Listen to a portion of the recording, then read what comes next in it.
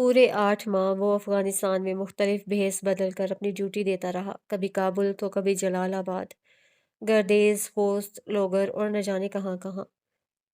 Mission ایسا سخت تھا کہ اس کو امید نہیں تھی کہ وہ زندہ بچ کر پاکستان جا سکے گا، لیکن کچھ بھی نہیں ہوا اور وہ اپنی ڈیوٹی پوری کرنے کے بعد جان جیسی سستی چیز کو بچا کر ٹھیک 8 ماہ بعد واپس پاکستان آیا تو مجاہدین افغانستان کا بہت سا حصہ آزاد کروا چکے تھے۔ وطن واپسی پر وہ مختصر عرصہ GHQ میں تعینات رہا، پھر افغانستان میں دی جانے والی اہم ڈیوٹی پر پروموشن کے ساتھ اس کا ٹرانسفر کوئٹہ چھاؤنی کر دیا گیا اور وہ میجر سے لیفٹیننٹ کرنل کا رینک کاندھوں پر سجائے اس کے شہر میں چلا آیا، جس کو بھولنے کے لیے اور جس سے انتقام لینے کے لیے اس نے اپنی پوری پارسائی اور نیک نامی ضائع کر دی تھی۔ وہ کوئٹہ آیا تو ضیاء ابھی تک وہیں تھا، تاہم اب وہ شادی کر چکا تھا اور اس کی رہائش میس کے بجائے چھاؤنی ایریا کے ایک گھر میں تھی۔ وہ ڈیوٹی کے دوران شاداب سے ملا تھا اور جب اپنی شادی کی خبر سنائی تو شاداب مکہ لہراتے ہوئے بولا، اوئے میرے بغیر ہی شادی کر لی، بڑے بے مروت نکلے۔ یار تم ان دنوں افغانستان میں تھے، پھر کیا تمہارے انتظار میں شادی ملتوی کر دیتا، جبکہ اس مشن میں تمہارے زندہ بچ کر آنے کی امید کم ہی تھی کہ وہاں کے GB کے بہت سے ایجنٹوں کے علاوہ افغان فوجی بھی تمہاری خدمت کے لیے موجود تھے، بلکہ ہیں۔ ضیاء نے شرارت سے ہنستے ہوئے کہا، اوکے یار چلتا ہوں، تم چلو نا میرے ساتھ گھر، بھابھی سے نہیں ملو گے؟ ضیاء نے اٹھتے ہوئے اسے دیکھا، ابھی نہیں، پھر کسی دن حاضر ہو جاؤں گا، شاداب نے کہا تو ضیاء چلا گیا۔ ڈیوٹی آف ہونے کے بعد شاداب میس آیا، لباس بدلا، پھر جیپ لے کر آوارگی کے لیے نکل گیا۔ بہت مدت بعد آج پھر دل اس کو دیکھنے کے لیے مچلنے لگا تھا۔ شاداب نے بہت ضبط کیا، لیکن عائشہ کی محبت اس کے اپنے اختیار اور کنٹرول میں کب تھی؟ دل اپنی مرضی کے لیے تڑپنے لگا تو اس نے سوچا، ایک نظر دیکھنے میں حرج ہی کیا ہے؟ وہ یہی سوچ کر اس نے جیپ کا رخ کوئٹہ کالج والی روڈ کی طرف موڑ دیا۔ وہ کوئٹہ کالج کے سامنے سے گزرا اور اس کے نظر نہ آنے پر ایک دم ہی غصے میں آتے ہوئے جیپ کی سپیڈ بڑھا دی اور اچانک سامنے سے آتی ہوئی دوسری گاڑی سے اوورٹیک کرتے ہوئے اس کی جیپ الٹتے الٹتے بچی۔ پھر کچھ دیر تو سڑک کے کنارے کھڑا وہ خود کو سنبھالتا رہا، اپنی بے بسی پر کوڑتا رہا۔ بعد میں دل بہلانے کے لیے ضیاء کے گھر کی طرف روانہ ہو گیا۔ ضیاء اس کو اچانک دیکھ کر بہت حیران ہوا کہ اس نے کہا تھا پھر کسی دن آؤں گا اور آج ہی چلا آیا، لیکن اس نے کچھ پوچھا نہیں اور شاداب کو لیے ڈرائنگ روم میں آیا، جہاں پہلے ہی اس کی بیوی کی ایک مہمان آئی بیٹھی تھی۔ افی، یہ میرا عزیز جان دوست شاداب، اس نے بیوی سے کہا۔ آداب، ضیاء کی بیوی نے جلدی سے ہاتھ پیشانی پر لے جاتے ہوئے کہا تو شاداب کو بہت شرمندگی ہوئی کہ وہ بغیر کوئی گفٹ لیے ملنے چلا آیا۔ سلام کا جواب دیتے ہوئے اس نے جیب سے بٹوا نکالا اور ہزار ہزار کے 5 نوٹ افی کے ہاتھ پر رکھ دیے۔ سوری بھابھی، میں بغیر گفٹ کے چلا آیا، ابھی آنے کا پروگرام تو نہیں تھا، بس اچانک ہی موڈ بن گیا، اب آپ خود ہی اپنی پسند سے خود کچھ خرید لیجیے گا۔ افی نے حیران ہو کر پہلے ہاتھ پر رکھے نوٹوں کو دیکھا، پھر ضیاء نے کہا، رکھ لے۔ رکھ لو بھائی، دوست ہے میرا، بہت کماتا ہے، لیکن ضائع کرنے کے لیے تمہارا تو حق ہے، وہ تو بغیر حق کے بھی لوگوں کو گفٹ دیتا رہتا ہے، بہت فراخ دل ہے۔ شاداب نے گھور کر ضیاء کو دیکھا، پھر کہا، بھابھی اس کی بکواس پر نہ جائیں، یہ بڑا خبیث ہے۔ میں یا تم؟ ضیاء نے ہنستے ہوئے پوچھا تو ڈرائنگ روم میں بیٹھی افی کی دوست نے کہا، ضیاء بھائی میں بھی یہاں موجود ہوں، کچھ خیال کیجیے۔ ارے سوری، ضیاء نے کہا، پھر شاداب کو دیکھتے ہوئے بولا، یہ میرا دوست ہے لیفٹیننٹ کرنل شاداب، اور یہ کیپٹن ڈاکٹر سوریا، آج کل کوئٹہ کے CMH میں ہوتی ہیں۔ شاداب نے ایک گہری نظر لڑکی پر ڈالی، عمر 30-32 کے قریب ہوگی۔ اس کا رنگ صاف اور نقش بس عام سے تھے، لیکن شاداب کو خوبصورتی کا وزیز تھی، اس کے لیے تو صرف دوستی کرنا اہم تھا۔ آپ سے مل کر خوشی ہوئی، شاداب نے ہاتھ آگے بڑھایا، عورت کو پرکھنے کا اس کا یہ ایک اپنا طریقہ تھا، اگر عورت یا لڑکی بے تکلفی سے اس کے ہاتھ میں ہاتھ دے دیتی تو وہ سمجھ جاتا کہ یہ عورت آزاد خیال ہے، دوستی کرنا کوئی بری بات نہ ہوگی۔ سریا نے ایک لہجہ کچھ سوچا، پھر شاداب سے ہاتھ ملا لیا۔ شاداب مسکرایا، پھر ہاتھ چھوڑ کر ضیاء کو دیکھنے لگا جو کچھ پریشان ہو گیا تھا۔ بھابھی چائے وغیرہ ملے گی یا؟ شاداب نے بیٹھتے ہوئے کہا، ابھی لائی۔ افی باہر نکل گئی اور شاداب ضیاء کو بھول کر سریا کی طرف متوجہ ہوا۔ کب سے ہیں آپ یہاں کوئٹہ میں؟ اس نے بات چیت کا آغاز کرتے ہوئے پوچھا۔ ابھی 1 سال ہی ہوا ہے، سریا نے دل ہی دل میں اس کی وجاہت کو سراہتے ہوئے کہا۔ پہلے کہاں تھیں آپ؟ شاداب نے ضیاء کو بالکل ہی نظر انداز کر دیا تھا۔ پہلے پشاور پھر سی ایم ایچ راولپنڈی میں تھی، اب 1 سال پہلے یہاں ٹرانسفر کر دی گئی ہے۔ وہ تفصیل بتا رہی تھی۔ اور سنائیں کیا مشاغل ہیں آپ کے؟ شاداب معلوم کرنا چاہتا تھا وہ شادی شدہ ہے یا تنہا۔ کچھ خاص نہیں، ہاسپٹل سے فارغ ہونے کے بعد سارا وقت گھر پر رہتی ہوں یا پھر کبھی کسی فنکشن میں چلی جاتی ہوں۔ آپ کے شوہر کیا کرتے ہیں؟ شاداب نے پوچھا تو ضیاء نے گھور کر اس کو دیکھا، مگر شاداب لاپرواہ بنا رہا، بلکہ اب تو وہ دانستہ ضیاء کو دیکھنے سے گریز کر رہا تھا۔ جی میں نے شادی نہیں کی، سریا نے آہستگی سے کہا۔ کیوں؟ شاداب نے پوچھنا ضروری سمجھا۔ بس موڈ نہ بن سکا، سریا نے کہا تھا۔ ارے یہ تو آپ نے بہت اچھا کیا، شادی میں رکھا ہی کیا ہے سوائے ذمہ داریوں کے؟ میں نے بھی شادی نہیں کی۔ شاداب خوش ہو کر اس کو بتا رہا تھا اور ضیاء بیٹھا دانت پیس رہا تھا۔ اتنے میں افی چائے لے کر آ گئی تو شاداب ضیاء سے باتیں کرنے لگا، جس کا موڈ سخت آف تھا۔ چائے پیتے ہی سریا جانے کو اٹھی تو شاداب بھی اجازت لے کر اٹھ گیا۔ تم بیٹھو ابھی، ضیاء اس کی خصلت سمجھتے ہوئے کہہ رہا تھا۔ نہیں یار اب میں بھی چلتا ہوں، شاداب اس کی کیفیت سمجھ کر مسکرایا اور باہر نکل آیا۔ سریا پیدل ہی جا رہی تھی۔ شاداب نے پوچھا، آپ برا نہ مانے تو میں آپ کو ڈراپ کر دوں؟ اوہ شکریہ۔ وہ مسکراتی ہوئی جیپ میں بیٹھ گئی اور پھر اس سے دوستی کرنا شاداب کے لیے کچھ مشکل نہ تھا۔ اس کو اب فریب دینے اور جھوٹی تعریف کرنے کا فن پوری طرح آ چکا تھا۔ اسے معلوم تھا لڑکیاں اپنی تعریف سن کر بہت خوش ہوتی ہیں، اور وہ خوب سے خوب تر انداز میں تعریف کرنا جانتا تھا، بلکہ ساتھ موقع کے مناسبت سے اشعار بھی پڑھ لیا کرتا تھا۔ اس وقت بھی اس نے دل کھول کر سریا کی تعریف کی تھی، اور جب سریا کو گھر ڈراپ کرتے ہوئے اسے شاداب سے پوچھا، کیا میں کبھی کبھار آپ سے ملنے آ سکتا ہوں، تو اس نے بہوشی اجازت دے دی تھی، بلکہ کل رات کے کھانے کی دعوت خود ہی دے ڈالی تھی، جس کو شاداب نے خوشی خوشی قبول کر لیا تھا۔ 2 ہی ہفتوں میں وہ بے تکلفی کی ہر حد پھلانگ چکا تھا۔ اس دوران ضیاء سے اس کا سامنا کم ہی ہوا، گو کہ وہ شاداب کا بہت گہرا دوست تھا، لیکن چونکہ بہت جینیئر تھا، اس لیے ڈیوٹی کے دوران ضیاء کا سامنا نہ کرنے کی کوشش میں شاداب کامیاب رہا تھا۔ اسے معلوم تھا ضیاء سریا کے ساتھ اس کی دوستی کو پسند نہیں کرے گا، اس لیے اسے ضیاء کے سامنے آنا ہی چھوڑ دیا تھا۔ اس رات وہ دیر سے میس پہنچا تو ضیاء اس کے کمرے میں موجود اردلی سے باتوں میں مصروف تھا۔ جیسے ہی شاداب اندر داخل ہوا ضیاء اس کو گھورنے لگا۔ وہ سخت غصے میں تھا۔ اس کا غصہ دیکھتے ہوئے شاداب نے اردلی کو جانے کا اشارہ کیا اور خود سلیپنگ سوٹ لے کر غسل خانے میں چلا گیا۔ باہر آیا تو اردلی جا چکا تھا، جبکہ ضیاء کرسی پر بیٹھا تھا۔ تم کیسے آئے اس وقت؟ شاداب نے سوٹ پر نائٹ گاؤن پہنتے ہوئے اس کو دیکھا۔ 2 گھنٹے سے یہاں بیٹھا تمہارا انتظار کر رہا ہوں، کہاں تھے تم؟ ضیاء کچھ غصے سے بولا۔ شٹ اپ کیپٹن ضیاء، اپنے اور میرے رینک کا خیال کر کے بات کرو، شاداب نے ایک سخت لہجے میں کہا۔ شاداب تم… ضیاء پتہ نہیں کیا کہنا چاہتا تھا۔ سر کہہ کر بات کرو بدتمیز، شاداب آفیسرانہ انداز میں گھرایا۔ تم… ضیاء نے گھور کر اسے دیکھا اور غصے میں پیر پٹکتا ہوا باہر نکل گیا، اور شاداب مارے غصے کے کمرے میں ٹہلنے لگا۔ یہ ضیاء کیا کہہ گیا تھا؟ میں سمجھتا ہوں تمہیں اور تمہاری خصلت اور تمہارے کردار کو۔ تو یہ میں ہوں غیرت مند پٹھان شاداب خان آفریدی، وہ جو عزتوں پر قربان ہو جاتے تھے، بلکہ ہو جاتے ہیں، اور میں عزتوں سے کھیل رہا ہوں؟ کیا میں یہ سب خوشی سے کرتا ہوں؟ مجھے ان راہوں پر لانے کی ذمہ دار کون ہے؟ اور عائشہ، کاش آپ مجھے اس روپ میں دیکھ سکتی۔ وہ کرب سے بڑبڑاتے ہوئے بیڈ پر گر گیا۔ اگلے روز اس نے ضیاء کو اپنے آفس طلب کیا تو معلوم ہوا وہ چھٹی لے کر چلا گیا۔ شاداب اپنے رات والے رویے پر معذرت کرنا چاہتا تھا، لیکن ضیاء نہ ملا۔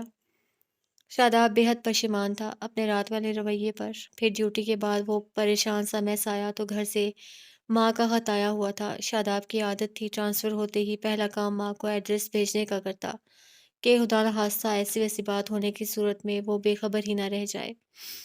اس نے خط کھول کر ایک نظر ڈالی۔ ماں نے لکھا تھا، ڈھیروں دعاؤں کے بعد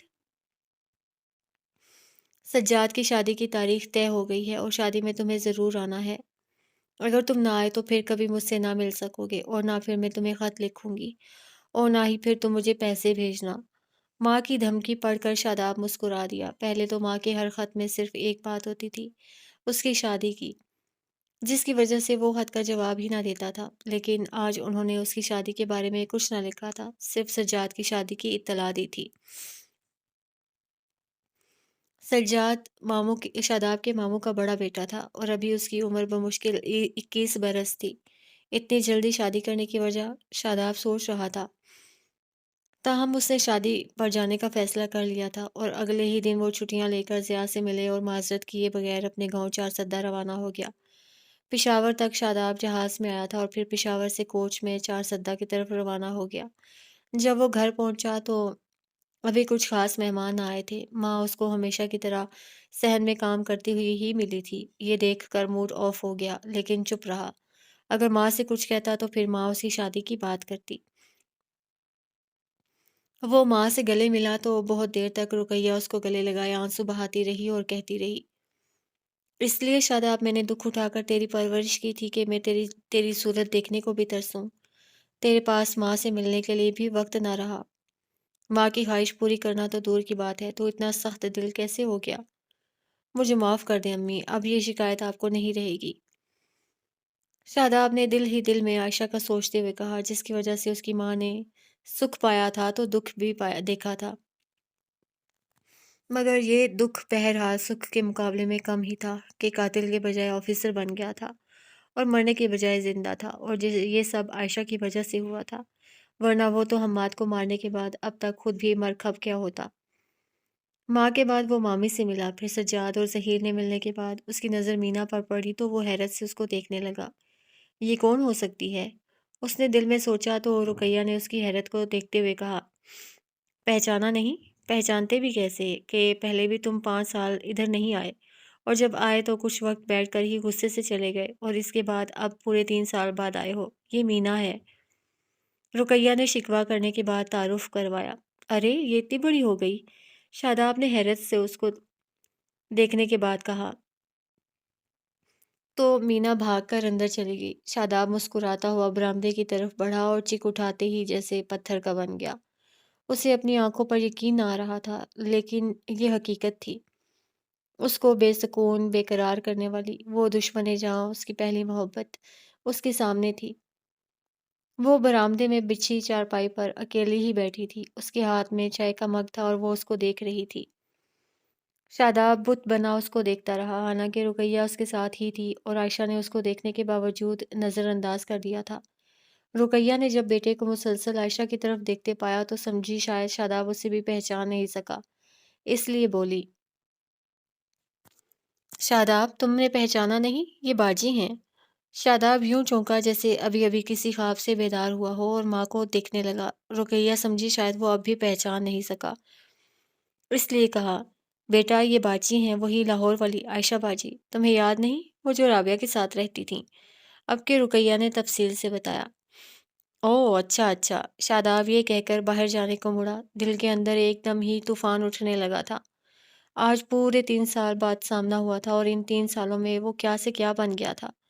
लेकिन वो आज भी वैसी ही थी, शादाब की मोहब्बत और उसकी मौजूदगी से लापरवाह बेखबर, जबकि वो आज भी उसकी लगाई हुई आग में जल रहा था।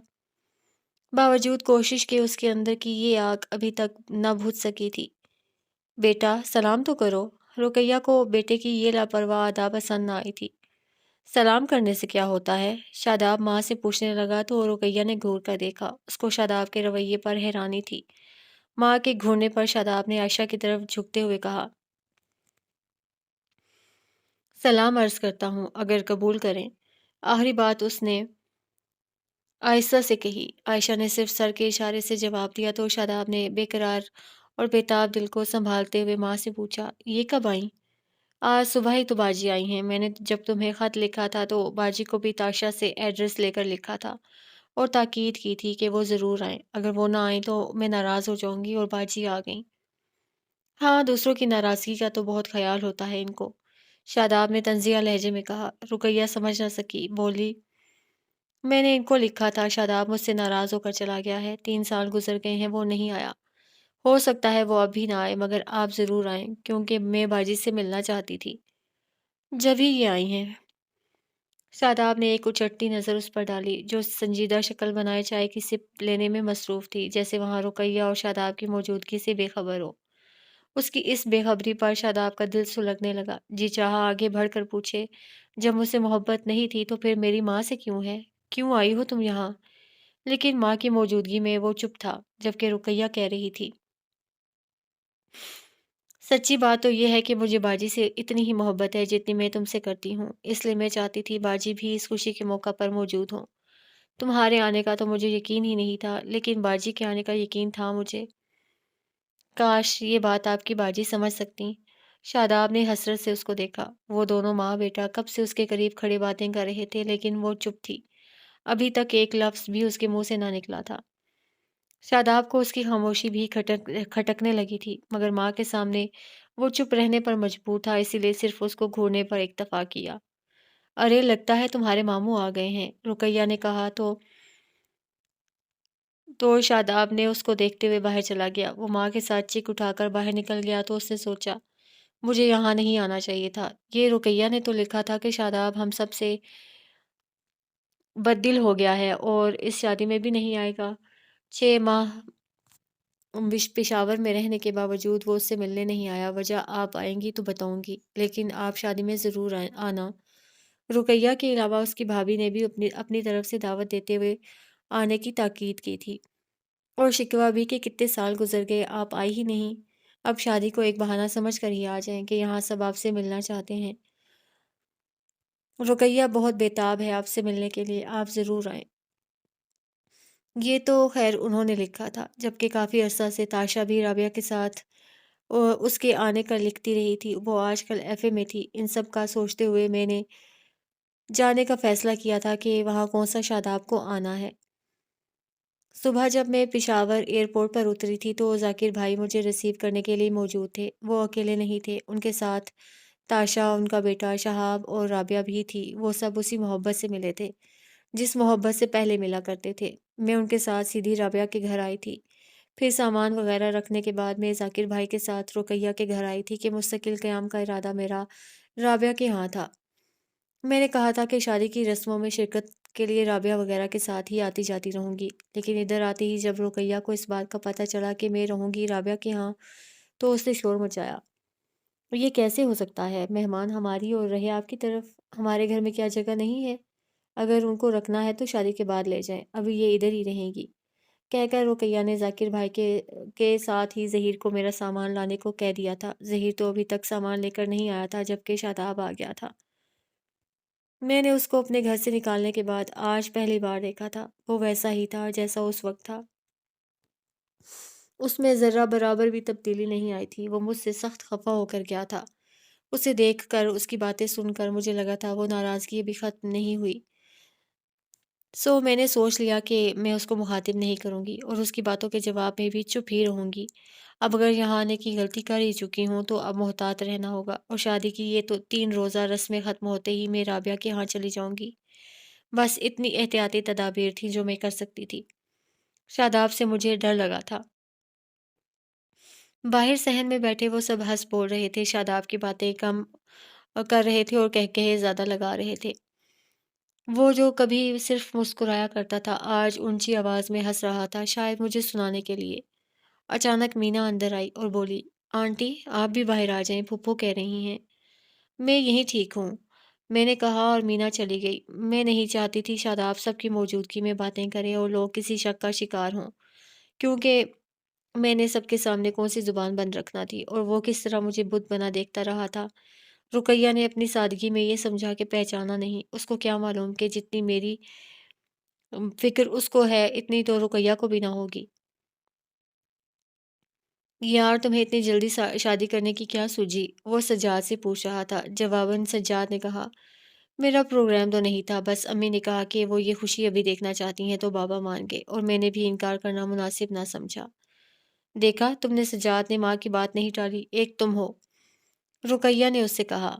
शादाब चुप रहा। मीना ने चीख उठा दी थी और अब वो मुझे साफ दिखाई दे रहा था।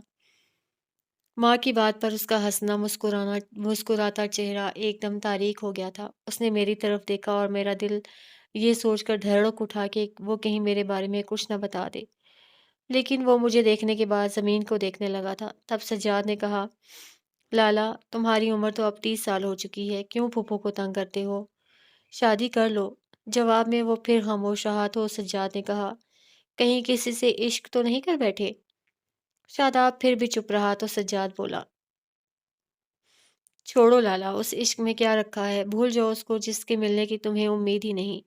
تنہا رہنے سے کیا فائدہ؟ اب پھپھو کی خواہش پوری کر ہی دو تو اچھا ہے، دفع کرو ان فضول باتوں کو۔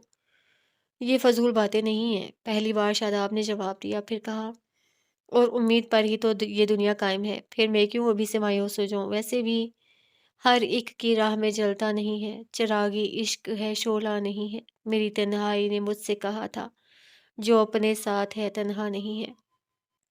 میں اب تک اس کو بھولا بھی نہیں ہوں، مگر وہ یاد بھی آتا نہیں ہے۔ ارے واہ لالا، آپ تو کرنل ہونے کے ساتھ شاعر بھی ہو گئے۔ سجاد نے ہنستے ہوئے کہا تو پہلی بار میں نے چونک کر شاداب کو دیکھا، وہ بھی میری طرف ہی دیکھ رہا تھا۔ میں نے حیرت سے سوچا، وہ کرنل کب بنا؟ ابھی تو میجر کی مدت ہی پوری نہ ہوئی تھی۔ عائشہ آپ بھی آؤ نا یہاں، رقیہ کی بھابھی نے مجھے آواز دیتے ہوئے کہا۔ برا لگتا ہے ہم یہاں بیٹھی باتیں کریں اور آپ وہاں اکیلی بیٹھیں۔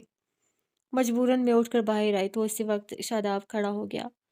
کہاں چلے بیٹا؟ رقیہ نے پوچھا۔ پشاور، شاداب نے کہا، پھر سجاد سے بولا، گاڑی کی چابی دو بھائی، ذرا میری جیپ تو کوئٹہ میں کھڑی ہوگی۔ کوئٹہ کے نام پر میں نے حیران ہو کر اس کو دیکھنا چاہا، پھر رخ بدلتے ہوئے بیٹھ گئی اور رقیہ کہنے لگی، باجی اب شاداب بھی کوئٹہ ہی میں ہوتا ہے، آپ کا ایڈریس نہیں تھا شاداب کے پاس، ورنہ یہ آپ سے ملنے ضرور آتا۔ ماں کی بات پر شاداب نے کہا اور چابی لے کر جیسے ہی جانے لگا تو رقیہ نے پھر پوچھا، پشاور کیا لینے جا رہی ہو؟ ادھر بہت کام ہے، اب آئے ہو تو ماموں کا دل تو خوش کرو۔ ایک ضروری کام سے جا رہا ہوں، ہو سکتا ہے رات کو نہ آ سکوں۔ کہتا ہوا جلدی سے باہر نکل گیا۔ اس کے جاتے ہی ظہیر میرا سامان لے کر آ گیا تھا اور رقیہ اس کو لے کر خود اندر چلی گئی۔ میں کچھ دیر بیٹھی رقیہ کی بھابھی سے باتیں کرتی رہی، پھر رابعہ کی امی کے گھر جانے کی اجازت لے کر اٹھ گئی۔ پھر رات کا کھانا کھا کر ہی ان لوگوں نے مجھے آنے دیا۔ رات کو میں واپس ادھر آئی تو رقیہ بڑبڑا رہی تھی۔ کیا ہوا آپا؟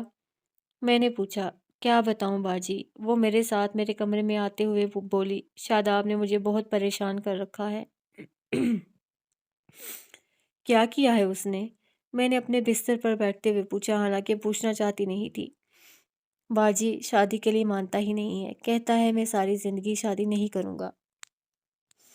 پتہ نہیں کیا ہو گیا ہے اس لڑکے کو، بھلا لڑکے بھی کبھی شادی سے انکار کرتے ہیں؟ آپ نے وجہ نہیں پوچھی؟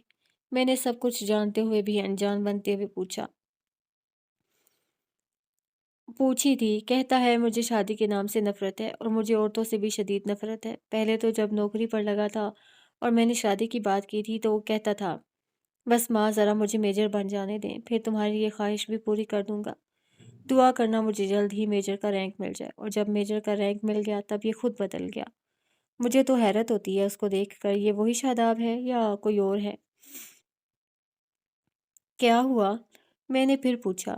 ہونا کیا ہے، مجھ سے ملنے آیا تو اپنے ساتھ لے جانا چاہتا تھا۔ تب میں نے کہا، پہلے شادی کرو پھر چلوں گی، تم ڈیوٹی پر چلے جایا کرو گے، میں اکیلے کیا کروں گی؟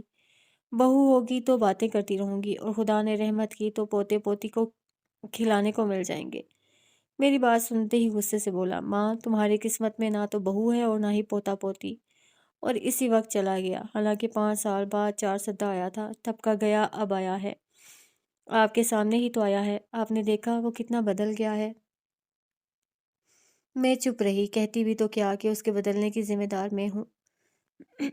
پہلے بھی اور اب بھی، جب وہ قاتل بننے والا تھا تب میں نے سمجھا بجھا کر اس کو پڑھائی کی طرف متوجہ کیا تھا، اور اب شادی سے انکار کر کے اس کو مایوس کیا تھا۔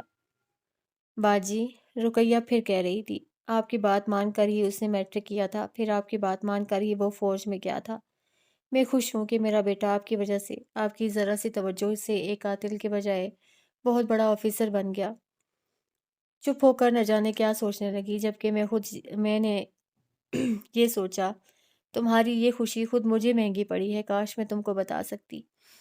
باجی، رقیہ نے اچانک میری طرف جھکتے ہوئے کہا، وہ آپ کی بہت عزت کرتا ہے، آپ کی بات ہمیشہ اس نے مانی ہے۔ آپ اس کو کہیں وہ حماد سے اب اپنا حصہ واپس لینے کی کوشش کرے، اب تو وہ ایک بڑا آفیسر ہے۔ حماد اب انکار نہیں کر سکتا، شاداب ایک بار بات تو کرے۔ آپ خود کیوں نہیں کہتی؟ یہ تو کوئی خاص بات نہیں۔ میں نے دامن بچانا چاہا۔ میں کہہ کر دیکھ چکی ہوں، کہتا ہے، ماں تمہارے پاس اب روپے کی کمی تو نہیں؟ جتنی جی چاہتا ہے زمین خرید لو، مگر حماد والے حصے کی بات نہ کرنا۔ ایک تو اس لیے کہ مجھے اس کی ضرورت نہیں ہے، بہت کچھ دے دیا ہے خدا نے مجھے۔ دوسرے اس لیے کہ حماد میرا بڑا بھائی ہے، اگر وہ خود نہیں دینا چاہتا تو مجھے کیا ضرورت پڑی ہے مانگنے کی؟ اور پھر اس کا بیٹا ہے جواد خان، جبکہ میں اکیلا ہوں اور اکیلا ہی رہوں گا۔ پھر کیا ضرورت ہے ان زمینوں اور باغات کی؟ میرا کون سا کوئی بیٹھا ہے جس کے لیے میں یہ سب لیتا پھروں؟ بات ختم کر کے رقیہ رونے لگی۔ بعض عورتیں میری طرح کتنی بد نصیب ہوتی ہیں، ابھی ان کا ایک دکھ ختم نہیں ہوتا کہ دوسرا شروع ہو جاتا ہے۔ رقیہ چاہتی تھی اس کا بیٹا زمین اور باغات بھول کر پڑھ جائے، آفیسر بنے، اور جب وہ پڑھ لکھ کر آفیسر بن چکا تھا تو رقیہ کو اب وہ زمین اور باغات پھر سے یاد آنے لگے تھے۔ یہ اس کا حق بھی تھا، لیکن شاداب، وہ مجھ سے شادی کرتا یا نہ کرتا، اولاد تو اس کو ملنا ہی نہ تھی کہ میں ایک بانجھ عورت تھی اور باہر وہ شادی کرنا نہیں چاہتا تھا۔ 3 سال گزرنے کے بعد اپنی اس بات پر قائم تھا۔ میں سوچ رہی تھی، پھر رقیہ سے کہا، آپا، کبھی آپ کو صرف اس بات سے مطلب تھا کہ شاداب پڑھ لکھ جائے، کہ حماد کو مارنے کے بعد اس کے بھی زندہ رہنے کی امید نہیں تھی؟ آپ تب صرف شاداب کی سلامتی چاہتی تھیں، اور اب آپ کو پھر زمینوں کی فکر لگ گئی ہے؟ دفع کرے اس بات کو۔ اگر شاداب پسند نہیں کرتا، میں نے یہ بات اس لیے کہی کہ رقیہ نے یہ فرض بھی مجھے ہی سونپا تھا شاداب سے بات کرنے کا، جبکہ میں اب اس کے منہ نہیں لگنا چاہتی تھی۔ اچھا باجی، آپ کہتی ہیں تو چھوڑ دیتی ہوں اس بات کو کہ آپ مجھے کبھی غلط مشورہ نہیں دے سکتی، لیکن کیا؟ میں نے پوچھا۔ لیکن وہ شادی تو کر لینا، یہ بات تو بہت ضروری ہے۔ ہاں، یہ بات تو آپ کی ٹھیک ہے، شادی اس کو کرنی چاہیے، میں نے بھی تائید کی۔ لیکن وہ کرتا نہیں، رقیہ نے مایوسی سے کہا۔ آپ زور دے کر اپنی بات منوا لیں، آخر ماں ہیں آپ۔ بہت زور دے کر دیکھ لیا ہے، وہ مانتا ہی نہیں۔ میں چپ رہی، کہتی بھی تو کیا، مجھے خود معلوم تھا وہ بہت ضدی ہے، کبھی مانے گا ہی نہیں، ورنہ یہ 3 سال جو اسے ملے تھے وہ مجھے بھول کر شادی کر سکتا تھا، مگر وہ شاید ابھی مجھ سے امید لگائے بیٹھا تھا۔ اور ابھی کچھ دیر پہلے ہی تو اس نے کہا تھا کہ امید پر دنیا قائم ہے، پھر میں کیوں مایوس ہو جاؤں؟ یعنی اتنا کچھ ہو جانے کے باوجود اس کو ابھی بھی امید تھی کہ ہو سکتا ہے میں کبھی مان جاؤں۔ باجی، رقیہ مجھ سے کہنے لگی، وہ آپ کی بات کبھی نہیں ٹالے گا، آپ شاداب سے کہیں تاکہ وہ شادی کر لے۔ میں میں نے گھبرا کر رقیہ کو دیکھا، وہ مجھے دیکھے بغیر کہہ رہی تھی، نہ جانے کیوں مجھے یقین ہے وہ آپ کی بات نہیں ٹالے گا، ٹال ہی نہیں سکتا۔ بس باجی، جہاں آپ نے میرے لیے اتنا کچھ کیا ہے، اب کی بار آخری بار یہ بھی کر دیں تو میں ساری زندگی آپ کو دعائیں دوں گی۔ میرے بیٹے کا گھر ایک بار بس جائے، پھر مجھے کوئی تمنا نہ رہے گی، میں آپ کا یہ احسان ساری زندگی یاد رکھوں گی۔ آپا، جب وہ آپ کی بات نہیں مان رہا تو میری کیسے مانے گا؟ میں نے پھر دامن بچانا چاہا، مجھے تو معلوم تھا کہ میں یہ بات شاداب سے نہیں کہہ سکتی، اور کہہ بھی دوں تو وہ کب مانے گا؟ میری نہیں مانتا، لیکن آپ کی ضرور مانے گا، رقیہ نے پورے وثوق سے کہا۔ آپ نے دیکھا نہیں، پہلے بھی اس نے پڑھائی اور فوج میں جانے کے بارے میں میری بات نہیں مانی تھی، لیکن جب آپ نے کہا تو وہ وقت اور تھا آپا، تب وہ بچہ تھا، چھوٹا تھا، صرف 16 سال کا، اب وہ بڑا ہو چکا ہے، اپنا اچھا برا خود سمجھ سکتا ہے۔ میں نے پھر بچنے کی کوشش کی۔ باجی، آپ ایک بار کہہ کر تو دیکھیں، ہو سکتا ہے وہ آپ کی بات مان ہی جائے۔ رقیہ کسی بھی طرح مجھے چھوڑنے پر آمادہ نہیں تھی۔ اچھا، میں دیکھوں گی، میں نے کہا تو رقیہ اٹھ گئی، پھر جاتے جاتے رک کر کونے کی طرف دیکھتے ہوئے بولی، ارے یہ مینا شاداب کا بیگ بھی ادھر ہی رکھ گئی ہے۔ میں لیٹی لیٹی گھبرا کر اٹھ بیٹھی تو رقیہ نے کہا، خیر، اسے کون سا رات کو آنا ہے، ادھر آپ آرام سے سو جائیں، ہو سکتا ہے آ ہی جائے۔ میں نے کہا، نہیں باجی، وہ نہیں آئے گا، میرا بیٹا ہے، مجھے معلوم ہے، کہہ کر وہ چلی گئی، لیکن میں جاگتی رہی، یہ سوچ کر کہ کہیں شاداب اچانک رات کو واپس نہ آ جائے۔ دروازہ بند اس لیے نہیں کر سکتی تھی کہ اس کو کنڈی ہی نہ تھی، ویسے بھی بہت پرانا سا دروازہ تھا جو خود ہی ٹوٹنے کے موڈ میں تھا۔ کچے گھروں میں گاؤں کے لوگ دروازے بھی ایسے ہی کچے پکے لگا دیتے ہیں۔ ساری رات شاداب کے خوف کے مارے میں سو نہ سکی، لیکن وہ نہیں آیا۔ صبح سونا میں نے مناسب نہ سمجھا اور اٹھ کر باہر آ گئی۔ ناشتے کے بعد میں صحن میں ہی درخت کی چھاؤں میں بیٹھ گئی، ظہیر کے دوست اس کے ساتھ مل کر جھنڈیاں اور مصنوعی پھولوں کی لڑیاں صحن میں سجا رہے تھے۔ اندر کا حصہ وہ کل ہی مکمل کر چکے تھے۔ رقیہ کی بھابھی مینا اور خود رقیہ بھی چند دوسری عورتوں کے ساتھ کام میں مصروف تھیں۔ گھر کے باہر سجاد کے دوست گلی سے جاتے ہوئے اونچی آواز میں باتیں کرنے کے ساتھ ساتھ کبھی زور سے ہنس پڑتے اور کبھی سرگوشیاں کرنے لگتے۔ ان میں رابعہ کے دو چھوٹے بھائی بھی شامل تھے، جن کی شادی چند ماہ بعد ہونے والی تھی۔ یہ بات کل رابعہ کی امی نے بتائی تھی اور مجھ سے وعدہ بھی لیا تھا کہ میں ان کی شادی پر بھی ضرور آؤں گی، اور میں نے وعدہ کر لیا تھا۔ اچانک ہی ان سب کے ساتھ شاداب کے بولنے کی آواز بھی آنے لگی۔ آوازیں کبھی ہلکی ہو جاتی، کبھی اونچی۔ پھر شاید رابعہ کے بھائی نے شاداب سے شادی کا پوچھا تھا۔ یار موڈ نہیں ہے، اونچی آواز میں کہہ رہا تھا۔ موڈ کیوں نہیں؟ اب نہیں کرو گے تو پھر کس عمر میں کرو گے؟ آخر مسئلہ کیا ہے؟ کچھ ہمیں بھی تو پتہ چلے۔ مراد ہاں کہہ رہا تھا۔ کیا کروں یار؟ وہ ٹھنڈی آہ بھرتے ہوئے بولا۔ ہزار آنکھوں پہ خوابوں نے دستکیں دی تھیں، مگر وہ حال تھا دل کا، کھلا نہ کرتا تھا۔ بہت کمال تھا اس میں، اور ایک یہ بھی تھا کہ ایک مقام سے آگے وفا نہ کرتا تھا۔ مطلب کیا ہوا اس شعر کا؟ رابعہ کا بھائی پوچھ رہا تھا۔ یار شاعر نے اس شعر میں مطلب کیا رکھا ہے یہ میں نہیں جانتا، لیکن میرے لیے اس کا مطلب یہ ہے کہ میرا دل عورتوں سے دوستی کرنا تو چاہتا ہے، لیکن شادی کسی سے بھی نہیں۔ یہ کیا بات ہوئی بھلا؟ رابعہ کے بھائی نے پوچھا۔ مطلب یہ کہ شاداب لالا شاعر بن گئے ہیں، باتیں کم کرتے ہیں، شعر زیادہ پڑھتے ہیں، سجاد ہنستے ہوئے کہہ رہا تھا۔ سجاد تمیز سے۔ شاداب اس کو پیار بھری سرزنش کرتے ہوئے اندر داخل ہوا تو رقیہ کام وام بھول کر میرے قریب آئی، پھر کہا، باجی آپ نے دیکھا اس کی غیر ذمہ داری کو؟ میں چپ رہی کہ میں اس کی بات کا مطلب ہی نہ سمجھتی تھی، لیکن شاداب نے میری والی چارپائی پر بیٹھتے ہوئے کہا، ماں کیا کیا ہے میں نے؟ رات کہاں گزار کر آئے ہو؟ جبکہ میں نے کہا بھی تھا گھر میں بہت کام ہے کرنے کے لیے۔ رقیہ غصے سے پوچھ رہی تھی۔ کسی کے ساتھ بھی گزری، لیکن بہت خوشگوار گزری۔ اس نے ماں کی طرف کی بجائے میری طرف دیکھتے ہوئے آہستہ سے کہا، کیا کہہ رہے ہو؟ اونچی آواز میں کہو۔ رقیہ نے دوسری طرف کھڑی مینا کو آواز دیتے ہوئے شاداب کو گھورا۔ تمہیں کچھ کام تھا مجھ سے؟ تمہیں خود نظر نہیں آتا لوگ باہر سے آ کر کام کر رہے ہیں اور تم آنے کے باوجود چلے گئے؟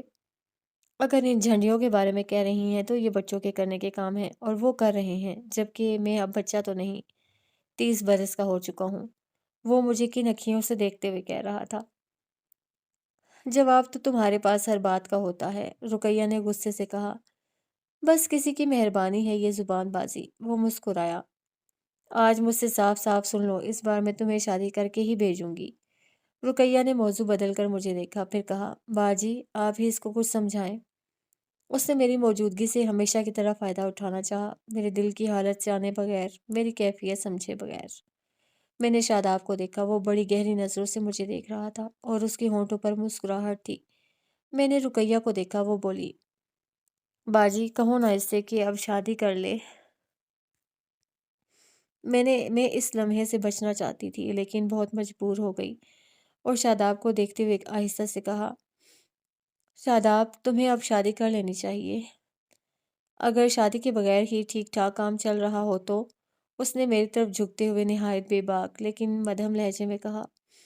میرا رنگ ایک دم زرد پڑ گیا۔ میں نے گھبرا کر رقیہ کو دیکھا، لیکن وہ ہماری طرف متوجہ نہیں تھی۔ مینا سے آہستہ ایسا کچھ کہہ رہی تھی، پھر مینا چلی گئی تو وہ ہماری طرف متوجہ ہوئی۔ تب تک شاداب سیدھا ہو چکا تھا۔ رقیہ مجھ سے کچھ کہنا ہی چاہتی تھی کہ اس کی بھابھی نے آواز دے ڈالی اور وہ چلی گئی۔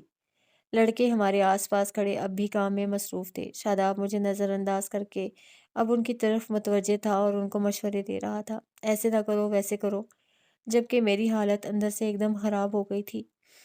میں سوچ رہی تھی، شاداب کی اس بات کا مطلب کیا ہے؟ کیا وہ اپنی راہ سے بھٹک چکا ہے؟ باہر کھڑا بھی تو وہ ایسی باتیں کر رہا تھا کہ عورتوں سے دوستی کرنے کو میرا دل چاہتا ہے، لیکن شادی کرنے کو نہیں۔ کیا وہ واقعی بدل گیا ہے یا محض مجھے جلانے اور ستانے کے لیے ایسا کہہ رہا ہے؟ ہاں، صرف مجھے ستانے کے لیے، تاکہ میں اپنا فیصلہ بدل سکوں، مگر میرا فیصلہ قیامت تک تبدیل نہ ہوگا۔ ناشتہ، اچانک مینا نے ٹرے شاداب کے سامنے رکھتے ہوئے کہا۔ رقیہ نے شاید اسے بلا کر شاداب کے لیے ناشتے کا ہی کہا تھا۔ ناشتہ تو میں کر کے آیا ہوں، شاداب نے مینا کو دیکھتے ہوئے کہا۔ پھر بھی کر لیجئے، مینا نے آہستہ سے کہا۔ کیوں کر لوں؟ جاؤ لے جاؤ اور کافی بنا کر لاؤ، بلکہ فلاسک میں پانی ڈال کر لے آؤ، بناؤں گا میں خود، اس نے اچانک سخت لہجے میں کہا اور مینا چلی گئی تو شاداب نے میری طرف ہاتھ بڑھایا۔ मेरा रंग जर्द पड़ गया। मैं घबरा कर ज़रा सा सिरकी कि वो पता नहीं क्या करने का इरादा रखता है। मेरी हालत देखकर शादाब हंसने लगा और हाथ मज़ीद मेरी तरफ बढ़ाया। मैं नर्वस होकर बेबसी से उसको देखने लगी। लेकिन उसने मुझसे कुछ कहने की बजाय चारपाई पर रखा गाँव तकिया उठाया और अपनी कमर के नीचे रखते हुए दोनों बाजू सर के पीछे बांधकर मुझे देखने लगा। सहन में बहुत सारे लोग मौजूद थे, लेकिन सब अपने अपने काम में लगे हुए थे। उनके बावजूद मैं नर्वस हो रही थी। अगर किसी ने महसूस कर लिया तो क्या होगा? सारी इज्जत पल भर में खाक में मिल जाएगी। लोग क्या कहेंगे? मैंने अपने से 15 बरस छोटे लड़के को फांस लिया और मैं हकीकत बता ना सकूंगी। या अल्लाह, तू ही इज्जत रखने वाला है। फिर मैं वहां से उठने का सोच ही रही थी कि मीना फ्लास्क में पानी और कॉफी की बोतल ले आई, साथ मग और चीनी भी। उसने ट्रे शादाब के सामने रखी तो शादाब ने कहा, जाओ एक मग और लेकर आओ जल्दी से, हरी अप। मैं समझ गई कि वो ये दूसरा मग वो मेरे लिए मंगवा रहा है। मैंने सोच लिया, अगर मुझे उसने ऑफर दी तो मैं साफ इनकार कर दूंगी। शादाब बड़े इन्हिमाक से मग में पानी डाल रहा था। फिर उसे 4 चम्मच उसमें कॉफी के डाले और 1 चम्मच चीनी का डालने के बाद चम्मच हिलाते हुए मग मेरी तरफ बढ़ाते हुए कहा, लीजिए। शुक्रिया, मैंने आहिस्ता से कहा। जहर पीने का तो आपको बहुत शौक है, फिर इनकार क्यों? वो तल्ख लहजे में कह रहा था।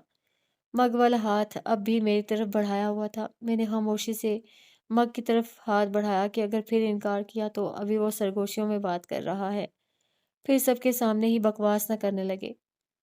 मैं मग पकड़ने लगी तो शादाब ने सारी गर्म कॉफ़ी मेरे हाथ पर गिराते हुए मग छोड़ दिया। सिसकी भर ज़ब्त करते हुए मैंने शादाब को देखा। उसके होंठों पर गहरी मुस्कुराहट बिखर गई थी। मुझे अपनी तरफ देखते पाकर बोला, ओह! मग टूट गया। फिर टूटे हुए मग को देखने लगा। मैं समझी थी शायद वो मुझसे सॉरी करने लगा है, मगर ऐसा नहीं था। रुकैया ने ठीक कहा था, वो वाक़ई बहुत बदल गया था। अरे! मग कैसे टूटा? मीना दूसरा मग लेकर आई तो पूछा। बस ये पकड़ने लगी तो गिरा दिया। बाज़ लोगों को तोड़-फोड़ करने का बहुत शौक होता है। वो सारा इल्ज़ाम मुझ पर रखते हुए मग पकड़कर फिर से कॉफ़ी बनाने लगा तो मीना ने मुझे देखते हुए कहा, कोई बात नहीं, चीज़ें तो होती ही टूटने के लिए हैं। अरे मीना, चीज़ें तो सँभाल कर रखने के लिए होती हैं, टूटने के लिए इंसान जो होते हैं। शादाब ने कॉफ़ी बनाते हुए तंज़िया लहजे में कहा और मुझे तल्ख़ी से देखा। आंटी, ज़्यादा तो नहीं गिरी आप? कहें तो बरनौल ले आऊँ? मीना ने पूछा और मेरे जवाब देने से पहले ही शादाब ने जल्दी से कहा, नहीं भई, ज़्यादा बिल्कुल नहीं गिरी, बरनौल की ज़रूरत नहीं है। फिर मीना को ट्रे उठाने का इशारा करते हुए खुद ही कॉफ़ी पीने लगा और मुझे देखने लगा, जैसे कह रहा हो, मारूँगा भी और पानी भी नहीं दूँगा, पीने को समझी क्या समझी? अब कि उसने मुझे कॉफ़ी की ऑफ़र नहीं की थी। अलबत्ता मीना ने ट्रे उठाते हुए मुझसे पूछा, आंटी आपके लिए बनाकर लाऊँ कॉफ़ी? नहीं, रहने दो। मैंने कहा और खड़ी हो गई। सारा हाथ कॉफ़ी गिरने से जल गया था और सख्त जलन हो रही थी। लेकिन जब शादाब ने खुद ही बरनौल लाने से मना कर दिया था तो मैं क्यों मांगती? अपनी इस तौहीन पर मेरी आंखें नम हो रही थीं और मैं शादाब से बचने के लिए किसी से कुछ कहे बगैर राबिया की अम्मी की तरफ चली आई कि वहां बैठती तो शादाब मजीद बकवास करता। दोपहर तक मैं इधर ही रहने आई तो इधर ही रही। आने का मूड तो मेरा दोपहर में भी ना था, लेकिन मीना खाने के लिए बुलाने आई तो मैंने कहा, भूख नहीं है। उसके जाते ही रुकैया खुद आ गई और मुझे साथ लेकर ही उठी थी। मैं उसके साथ आई तो बड़े कमरे में खाना लग चुका था और सब बैठे थे, जिसमें शादाब भी शामिल था। बस रुकैया का भाई ही नहीं था और वो लड़के भी ना थे जो झंडियाँ लगा रहे थे, शायद वो भी चले गए थे। रुकैया मुझे लेकर शादाब के सामने बैठ गई और खाना शुरू हो गया। मैंने चावल वाली डिश की तरफ हाथ बढ़ाया ही था कि शादाब ने मुझसे पहले उसको उठा लिया। मैंने उसको देखे बगैर चपाती उठाई। फिर सालन वाले डोंगे की तरफ हाथ बढ़ाया तो शादाब ने डिश रखते हुए उसे उठा लिया। मैंने फिर भी उसकी तरफ ना देखा। कबाब अपनी प्लेट में रख कर खाने लगी। साथ चटनी भी थी। हमारी तरफ शायद कोई भी मुतवज्जे ना था। मैंने एक चपाती खाई और पानी पीकर सबसे पहले दस्तरखान से उठी। रुकैया ने कहा, बाजी बस, आपने तो कुछ खाया ही नहीं। उसकी भाभी ने भी यही बात कही। जितनी भूख थी उतना खा लिया, मैंने कहा तो शादाब ने सर उठाकर मुझे देखा। फिर लापरवाही से खाने में मसरूफ हो गया और मैं बाहर चली आई। शाम होते ही मेहमानों की आमद शुरू हो गई। आज मेहंदी थी।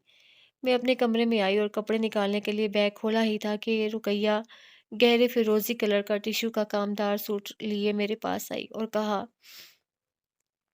बाजी, आपके लिए मैंने ये मंगवाया है, आप आज इसको पहनो।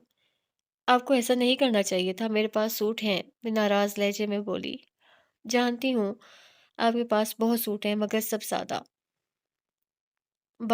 फिर क्या हुआ, मुझे कामदार सूट अच्छे भी नहीं लगते। मैंने मुंह बनाकर कहा, बाजी, जब आप पहली बार यहाँ आई थी तो मैं आपको कुछ न दे सकी थी, क्योंकि तब मेरे पास अपना कुछ नहीं था। लेकिन अब तो मेरा बेटा कमाता है और फिर वो आपकी वजह से इस मकाम को पहुंचा है। आप इसको कबूल कर लें तो मेरा दिल बहुत खुश होगा और ये आपको अच्छा भी बहुत लगेगा। आपा, मेरी तरफ से समझकर आप खुद इसको पहन लें। मैंने फिर इनकार किया। ना बाजी, कैसी बातें करती हैं आप? रुकैया ने मोहब्बत से देखते हुए कहा, ये मैंने आपके लिए मंगवाया है, आप ही इसको पहनेंगी। मैं कितनी देर सूट पकड़े खड़ी रही। बहुत तवील अरसा गुजर गया था फिरोज की मौत के बाद से लेकर आज तक मैंने शौक लिबास नहीं पहना था, मगर ये गहरे फिरोजी कलर का हल्के काम वाला टिशू का सूट देखने में ही शौक और अच्छा लग रहा था। फिरोजी रंग पर सफ़ेद नक्शी काम बहुत प्यारा लग रहा था। मैंने रुकैया की मोहब्बत का ख्याल करते हुए वही सूट पहनने का फैसला किया। लिबास बदलने के बाद मैंने पफ लगाया और फिर लिपस्टिक लगाकर बालों की चोटी बनाकर बाहर आई तो शादाब दरवाजे के करीब अकेला ही खड़ा था। मुझे देखकर फौरन मुड़ा और बाहर निकल गया। मैं सहन में आई तो रुकैया ने मुझे देखते ही कहा, बाजी, नज़र न लगे आज, आप बहुत प्यारी लग रही हैं। और मैं मुस्कुरा दी। प्यारी तो मैं हमेशा से थी। बकौल अज़रा की हुस्न के सिवा और रखा ही क्या है मुझ में। रुकैया रुकैया की भाभी ने ना सिर्फ तारीफ की बल्कि पकड़ के अपने साथ अपने कमरे में ले गईं और एक तलाई सेट निकाल कर ज़बरदस्ती मुझे पहना दिया। ये कहते हुए, और सब ठीक है लेकिन जेवर की कमी थी। मैं चाहने के बावजूद इनकार ना कर सकी कि वो लोग मेरी बात मानते ही कब थे, अपनी मर्जी कर रहे थे। मैं ज़ेवर पहनकर बाहर निकली तो मीना ने भी तारीफ़ की और मैं राबिया की भाभीयों की तरफ बढ़ गई। राबिया अभी तक ना आई थी। मालूम हुआ मेहंदी लेकर हम उनके गांव ही जा रहे हैं, इसलिए वो वहाँ से शामिल हो जाएंगी। फिर सब जाने के लिए अकेले उठ गए। मैं, रुकैया और मीना एक साथ बाहर आए। औरतें गाड़ियों में बैठ रही थीं। शादाब एक तरफ खड़ा बेबाकी से आने वाली लड़कियों को देख रहा था। रुकैया मुझे और मीना को लिए ज़हीर की पिकअप के पास आई। पहले मुझे बैठने का कहा, फिर मीना भी मेरे साथ ही आगे बैठ गई। चूंकि अभी औरतें बैठ रही थीं, इसलिए ज़हीर ने गाड़ी नहीं चलाई थी। शादाब हमारी गाड़ी से परे एक दूसरी गाड़ी से टेक लगाए खड़ा था और बातें करने के साथ साथ कह कहे लगा रहा था। अचानक उसने ज़हीर को आवाज़ दी तो ज़हीर दरवाज़ा खोलकर बाहर निकलकर शादाब के पास चला गया। शादाब कुछ देर बाद मेरे करीब आ बैठा और बैठते ही गाड़ी चला दी। मेरा दिल डर गया। जी चाहा उतर जाऊं, मगर कैसे? एक तरफ मीना थी तो दूसरी तरफ शादाब। अभी दूसरी गाड़ियां तो नहीं चलीं। गाड़ी अभी थोड़ा ही आगे बढ़ी थी कि मीना ने शादाब से कहा, अच्छा ये बात है तो हम यहाँ गाड़ी रोक देते हैं। शादाब ने ना सिर्फ कहा बल्कि गाड़ी रोक भी दी।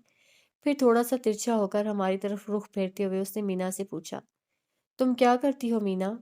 और मेरे चेहरे को देखने लगा। जनवरी के आखिर था और सर्दी बहुत ज़्यादा थी। इसके बावजूद शादाब के खौफ की वजह से मेरे चेहरे पे पसीना आ गया था। किस कदर करीब था वो मेरे, जानबूझकर और भी हो रहा था। पढ़ती हूँ। मीना ने नज़रें झुका रखी थी, पता नहीं क्यों। कौन सी क्लास में? वो ज़रा सा और इधर को झुकते हुए बोला और अपना हल्का सा बोझ मुझ पर बल्कि मेरे कंधे पर डाल दिया। मेरा जी चाहा कि उसके जिस्म का ये हिस्सा काट कर फेंक दूं जो मेरे साथ उसने लगा रखा था, मगर मीना मेरे साथ थी। गाड़ी में पीछे दूसरी औरतें भी बैठी थीं, सो सब्र का घूंट पीकर बैठी रही। गाड़ी में इधर उधर सरकने की जरा सी भी जगह न थी। अचानक ही शादाब ने मेरे चेहरे के पास सरगोशी की। बहुत प्यारी लग रही हैं आप, नजर न लग जाए मेरी। उसकी बात सुनकर मैं दांत पीसने के सिवा कुछ न कर सकी, जबकि मीना बता रही थी, मैट्रिक में हूँ और इस साल ही 9वीं पास की थी। शादाब न जाने किस सोच में गुम था। कुछ न बोला। मीना खुद ही बता रही थी, इस साल मैट्रिक के बाद पेशावर कॉलेज में दाखिला लूंगी, जहां अम्मी पहले पढ़ाती थीं। अरे गोली मारो पढ़ाई को! अचानक शादाब बुरा सा मुंह बनाकर बोला, पढ़ाई में क्या रखा है? ज्यादा पढ़ लिख कर लड़कियां आज़ाद हो जाती हैं। اور خود मुख्तार भी तो तुमने मैट्रिक नहीं करना, उसने मुझे देखते हुए मीना से कहा। फिर चौंक कर मुस्कुराने लगा। जेब से रुमाल निकाल कर मेरी तरफ बढ़ाते हुए आहिस्ता से कहा, इस सख्त सर्दी में आपके चेहरे पर ये शबनम के कतरे क्यों? लाइए मैं साफ करूं या? और इस डर से कि वो ये जुर्रत कर ही ना गुजरे, मैंने उसका रुमाल पकड़कर चेहरा साफ किया। सफेद रुमाल पर मेकअप के निशान लग गए, खासकर लिपस्टिक के। मैंने चेहरा साफ करके उसको देखा, वो मुझे ही तक रहा था। मैंने अनजाने में पर्स खोलकर रुमाल रखना चाहा तो शादाब ने पकड़कर अपनी गोद में रख रख लिया। इतने में दूसरी गाड़ियां भी पीछे से आकर हॉर्न देने लगी तो शादाब ने सीधा होते हुए स्टीयरिंग संभाल लिया और गाड़ी स्टार्ट की। लेकिन वो अब भी मुझसे लगकर ही बैठा हुआ था। कमीना, इस वक्त बड़ी मोहब्बत हो रही थी मुझसे, जबकि सुबह कॉफ़ी गिराकर दवा भी ना लगाने दी थी। मुझे गुस्सा तो बेहद आ रहा था, मगर वक्त ऐसा नहीं था कि खुलकर उसको कुछ कह सकती। गाड़ी जैसे ही लड़की वालों के घर पहुंचकर रुकी, शादाब फिर मेरी तरफ झुक आया। उसने हाथ बढ़ाकर हमारी तरफ का दरवाज़ा खोला और अपना मुंह मेरे चेहरे के करीब करते हुए एक गहरी सांस लेकर पीछे हट गया। दरवाज़ा खुलते ही पहले मीना उतरी। मीना के उतरते ही मैंने भी जल्दी से उतरने की कोशिश की तो मालूम हुआ मेरा दुपट्टा पीछे रह गया है। मैं जल्दी से मुड़कर देखने आई कि कहाँ अटका है, लेकिन वो किसी चीज़ में नहीं अटका था। शादाब ने उस पर अपना हाथ रखा हुआ था। मेरी तरफ देखने की बजाय दूसरी तरफ आकर रुकने वाली गाड़ियों में बैठे म, राबिया के भाई मुराद खान की तरफ देख रहा था। मैंने दुपट्टे को अपनी तरफ खींचकर छुड़ाना चाहा, मगर उसने मजबूती से हाथ रखा हुआ था। शायद वो चाहता था मैं उसे मुखातिब करूं, जबकि मैंने भी सोच रखा था कि उसकी तमाम बकवास और बदतमीजी खामोशी से बर्दाश्त करूंगी। ताहम इस वक्त लोगों की मौजूदगी का ख्याल करके मेरे माथे पर फिर पसीना आ गया। तभी मीना ने कहा, आइए ना आंटी, खड़ी क्यों हैं? फिर मुझे दुपट्टा पकड़े देख कर बोली, अरे कहाँ अटक गया है आपका ये दुपट्टा, ठहरिए मैं देखती हूँ। वो आगे बढ़ी तो शादाब ने उसके देखने से पहले ही हाथ हटा लिया। मैं मीना के साथ लड़की वालों के घर में दाखिल हो गई। राबिया और रुकैया पहले से ही वहाँ मौजूद थीं। ताशा ने मुझे देखते ही कहा, माय डियर आंटी, हम आपके इस्तकबाल के लिए पहले से ही यहाँ मौजूद हैं। अरे देखिए तो अम्मी, आंटी कितनी प्यारी लग रही हैं। ताशा ने मेरा हाथ पकड़ते हुए कहा और मैं राबिया के पास बैठ गई। मीना इधर उधर कहीं चली गई थी, जबकि वो मेरे साथ लगकर बैठ गई थी और मुसलसल बातें कर रही थी। वो बता रही थी, आंटी इस बार हमने आपकी वजह से सैर का एक लंबा प्रोग्राम बनाया है। आगाज़ हम सवात से करेंगे और फिर कागान की तरफ निकल जाएंगे। मैं मुस्कुराकर उसकी बातें सुन रही थी जब राबिया ने पूछा, परवेज़ भाई का कभी कोई खत आया? अब कहाँ आएगा, पहले तो सिर्फ घर बदला था, अब तो कॉलेज और शहर भी बदल गया। मैंने आम से लहजे में कहा, लेकिन दर हकीकत मेरा दिल दुख गया था। शायद कमी अभी जो शादाब ने जो रवैया मेरे साथ इख्तियार किया था, उसकी वजह से भी मेरा दिल रोने को चाह रहा था। बज़ाहिर मैं मुस्कुरा रही थी और फिर बचपन की तरह इस वक्त भी ज़रताशा की बातों ने मेरा दिल लगा दिया। मेहंदी लगाने के बाद का हंगामा शुरू हुआ। वही पुरानी देखी हुई रस्म थी। लड़की मीना और उसकी अम्मी के कपड़ों पर अपने हाथ पर रखी जाने वाली मेहंदी मल रही थी। लेकिन आज मुझे ये मंज़र देखकर भी हँसी नहीं आई थी, बल्कि मैंने सोचा, होली की तरह ये भी कितनी बुरी रस्म है, अच्छे भले कपड़े खराब करना बेजाय इसराफ ही तो है। लेकिन चूंकि इनकी रस्म थी इसलिए वो सब खुश हो रही थी। फिर चाय वगैरह के बाहर जाने का हंगामा शुरू हुआ और ये सोचकर मैं परेशान थी कि अगर वापसी पर भी शादाब की गाड़ी में बैठना पड़ा तो क्या होगा। तब मैंने सोचा, आगे की बजाय पीछे बैठूंगी, इस तरह उसकी दिल जलाने वाली हरकतों और बातों से बच जाऊंगी। लेकिन इसी वक्त आशा ने बताया, आंटी अब हम आपके साथ ही चल रहे हैं। ये बात सुनकर मुझे तसल्ली हुई, क्योंकि जाकिर भाई उनको अपनी गाड़ी में लेकर जा रहे थे कि फिर वापस अपने गांव भी आना था। हम लड़की वालों के घर से बाहर आए तो मौसम अपनी शिद्दतें दिखा रहा था। आसमान पर ढेरों तारे चमक रहे थे और उनके दरमियान चौदहवीं का चांद चमकता हुआ बहुत अच्छा लग रहा था। लड़की के घर से रात के 11 बजे हमारी वापसी हुई थी। मैं बाहर आई तो शादाब फिर गाड़ी से टेक लगाए खड़ा था। हमारे आगे मीना थी। उसको देखते ही शादाब ने कहा, चलो भाई जल्दी करो। वो मेरी तरफ मुड़ी तो मैंने आहिस्ता से बताया, मैं ताशा वगैरह के साथ बैठूंगी। और जल्द ही एक तरफ खड़ी जाकिर भाई की गाड़ी में हम तीनों बैठ गए। शादाब आगे जाकिर भाई के साथ बैठ गया था। باہر چونکہ روشنی کا کچھ خاص انتظام نہیں تھا، اس لیے میں شاداب کے تاثرات نہ دیکھ سکی تھی، لیکن مجھے معلوم تھا وہ سخت غصے میں ہوگا۔ ذاکر بھائی کوئٹہ کے بارے میں پوچھ رہے تھے اور وہ شکوہ بھی کر رہے تھے کہ میں بہت سست ہو گئی ہوں، خط کا جواب جلدی نہیں دیتی، اور اپنی سستی کا مجھے اعتراف تھا، اس لیے جواباً مسکراتی رہی۔ کسی شاعر نے بہت خوب کہا ہے، گلوں سے خار اچھے ہیں جو دامن تھام لیتے ہیں، واقعی اپنوں سے غیر بہتر ہیں جو یوں پیار دیتے ہیں بغیر کسی مطلب اور لالچ کے۔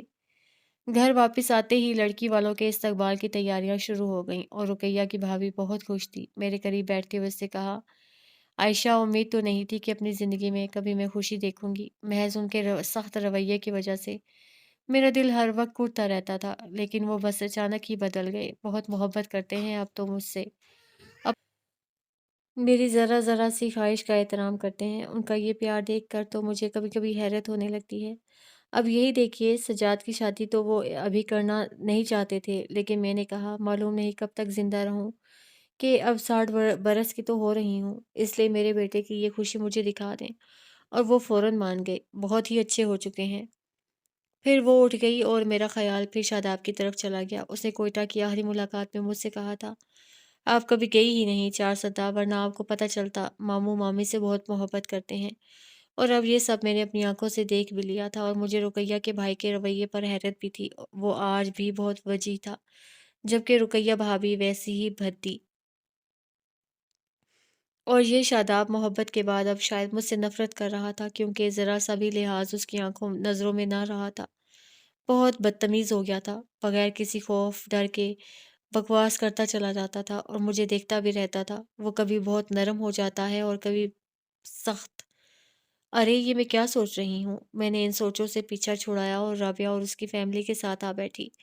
بہت دیر تک باتیں ہوتی رہیں، پھر 12 کے قریب، یعنی 1 گھنٹہ بعد ہی لڑکی والے چلے آئے۔ پھر پہلے ناچ گانے کا پروگرام ہوتا رہا، پھر سجاد اپنے دوستوں کے ساتھ اندر آیا۔ ساری عورتیں مہندی کی رسم دیکھنے کے لیے دائرے کی شکل میں کھڑی ہو چکی تھیں، کیا بوڑھی کیا جوان، لیکن میں جہاں بیٹھی تھی وہیں بیٹھی رہی۔ میرے آگے بہت سی عورتیں ایک دوسرے پر گرتے ہوئے دائرے کے اندر داخل ہونے یا جھانکنے کی کوشش کر رہی تھی، حالانکہ یہ فضول بات تھی۔ یہ حق تو لڑکی اور لڑکے والوں کا ہوتا ہے کہ وہ ایک دوسرے کے پاس بیٹھیں، باقی لوگ دیکھنا ہی چاہتے ہیں تو آرام سے دیکھیں۔ ارے اچانک رقیہ بھیڑ چیرتی ہوئی میری طرف نکلی اور کہا، ارے تم بھی آؤ۔ میں نے حیران ہو کر اس کو دیکھا کہ اس لہجے میں تو انہوں نے کبھی مجھے مخاطب نہ کیا تھا، لیکن جلد ہی مجھے پتہ چل گیا کہ میرے پیچھے کچھ دوسرے لڑکوں کے ساتھ، جن میں رابعہ کے بھائی بھی شامل تھے، شاداب کھڑا تھا۔ رقیہ اس سے مخاطب تھی، جلدی سے آؤ شاداب، سجاد اٹھتے ہی جس کے ہاتھ لگائے گا اس کی شادی جلدی ہوگی۔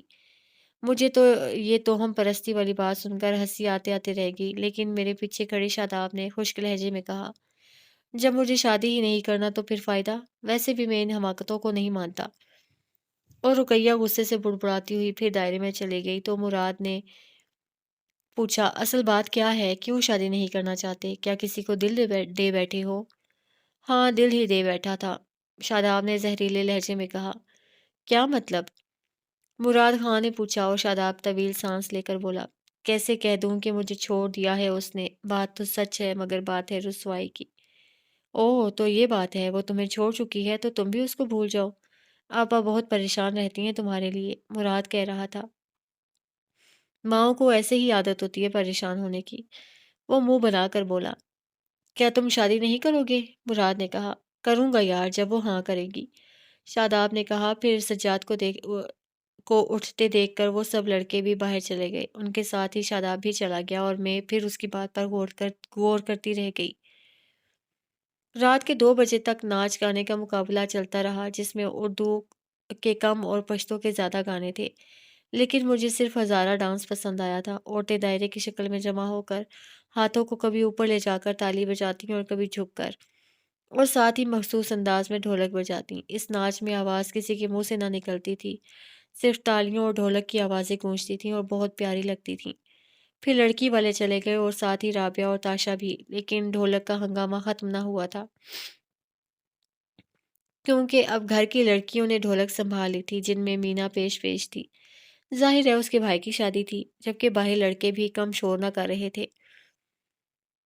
फायरिंग हो रही थी, गोलियां चल रही थीं। मैं तकरीबन 3 बजे रात को थक कर उठ गई और अपने कमरे में चली आई। लिबास बदला, फिर थकन से चूर बिस्तर पर गिर गई। जी चाह रहा था 1-2 कप चाय और कॉफ़ी के पी लूं, और बाहर चाय मुसलसल बन रही थी। ना भी बन रही होती तो मेरे कहने की देर थी, वो मुझे बनाकर दे देते, लेकिन फिर मुझे नींद नहीं आती। जबकि थकी इतनी ज़्यादा थी कि मैं सोना चाहती थी। सो लेट गई। हाथ की उंगलियों पर हल्की-हल्की जलन अब भी हो रही थी, लेकिन थकन की वजह से नींद आ गई और मैं सो गई। पता नहीं कितना वक़्त गुज़रा था कि मुझे नींद में महसूस हुआ जैसे मेरे करीब आकर कोई लेटा हो। मैंने नींद से आँखें खोलकर देखा तो बिस्तर पर मैं अकेली ही थी, लेकिन जब मैंने आँखें बंद करनी चाहीं, तब मैंने देखा, शादाब बेड के करीब खड़ा था। मेरे देखते ही वो बिस्तर पर मेरे करीब गिरने वाले अंदाज़ में लेट गया, करीब में मेरे साथ लगते हुए। थकन इस कदर ज़्यादा थी कि पूरी आँखें नहीं खुल रही थीं। लगता था जैसे आँखों पर किसी ने बहुत ज़्यादा बोझ रख दिया हो। मैंने जब पूरी तरह शादाब की मौजूदगी को महसूस किया तो घबरा गई। तभी शादाब तकिए से सर उठाकर मेरी तरफ झुकते हुए बोला, ज़ही नसीब, आप और शादाब के बिस्तर में। और उसकी गर्म सांसों की तपिश में मेरे चेहरे को जलाने लगी। मारे घबराहट के मैंने पूरी आंखें खोलते हुए उठने की कोशिश की तो शादाब ने मुझ पर बाजू दराज करते हुए खुमार आलूद लहजे में कहा, अब आ ही चुकी हैं तो प्लीज़। उसने अपना चेहरा मुझ पर रखने की कोशिश की। शादाब, मैंने सख्त लहजे में सख्त गुस्से में कहते हुए उसका बाजू हटाने की कोशिश की तो शादाब ने मुझे अपनी तरफ खींच लिया। प्लीज़, प्लीज़ अब ना जाएं। सिर्फ एक बार कह दें कि आपको मुझसे मोहब्बत है। आप अभी मुझे चाहती हैं, सिर्फ एक बार। वो आंखें बंद किए जज्बात से बोझिल लहजे में कह रहा था। बदतमीज। मैंने उसके जिस्म में अपने छोटे-छोटे नाखून गाड़ने की कोशिश की तो शादाब ने आंखें खोलकर मुझ पर जमा दी। छोड़ो मुझे कमीने, तुम बाज नहीं आओगे अपनी ज़लालत से। मैंने दाँत पीसते हुए उसको घूरा। वो यूं ही आंखें खोले मुझे देखता रहा जैसे उसके कानों में कोई आवाज़ न जा रही हो। मैंने ही हाथों के आज़ाद होने का फ़ायदा उठाकर उसको खुद पर से परे धकेलने की कोशिश की तो वो जैसे होश में आ गया। एकदम मुझे छोड़कर ना सिर्फ अलग हो गया बल्कि जल्दी से उठ भी गया। फिर बेड के करीब खड़ा होकर वो मुझे घूरने लगा। अगरचे कमरे में लाइट ऑफ थी लेकिन खुली खिड़की से पूरे चाँद की रोशनी कमरे में नाइट बल्ब से ज़्यादा रोशनी कर रही थी। मारे गुस्से के मैं खुद भी जल्दी से उठ बैठी। शादाब खड़ा मुझे घूर रहा था। फिर उसने मुझे देखते हुए ये तंज़िया अंदाज़ में कहा, ओफ़ो! ये तो मैं भूल ही गया था कि दुनिया की कोई औरत कानूनी और शरई तौर पर मेरी बीवी बनकर मेरे पास नहीं आएगी, मगर आपको, हाँ, आपको छूने का हक़ तो मुझे निकाह के बाद ही मिलेगा। दुनिया की बहुत सी औरतों के पास मैं जा सकता हूँ, उनको छू सकता हूँ, लेकिन आप तो मेरे निकाह में आने के बाद मुझ पर शट अप! मैंने बस बिस्तर से उठते हुए गुस्से से कहा, यू शट अप! शादाब रात का ख़्याल करके दबे लहजे में गुर्राया, आप यहाँ मेरे कमरे में क्या लेने आई हैं? वैसे तो आपको मुझसे नफ़रत है, अब क्या मोहब्बत करने का प्रोग्राम बन गया है या फिर से मुझे बेवकूफ़ बनाने का इरादा है? वो दबे-दबे लहजे में बोल रहा था। बकवास बंद करो, ये कमरा रुकैया आपा ने मुझे दिया है। क्या?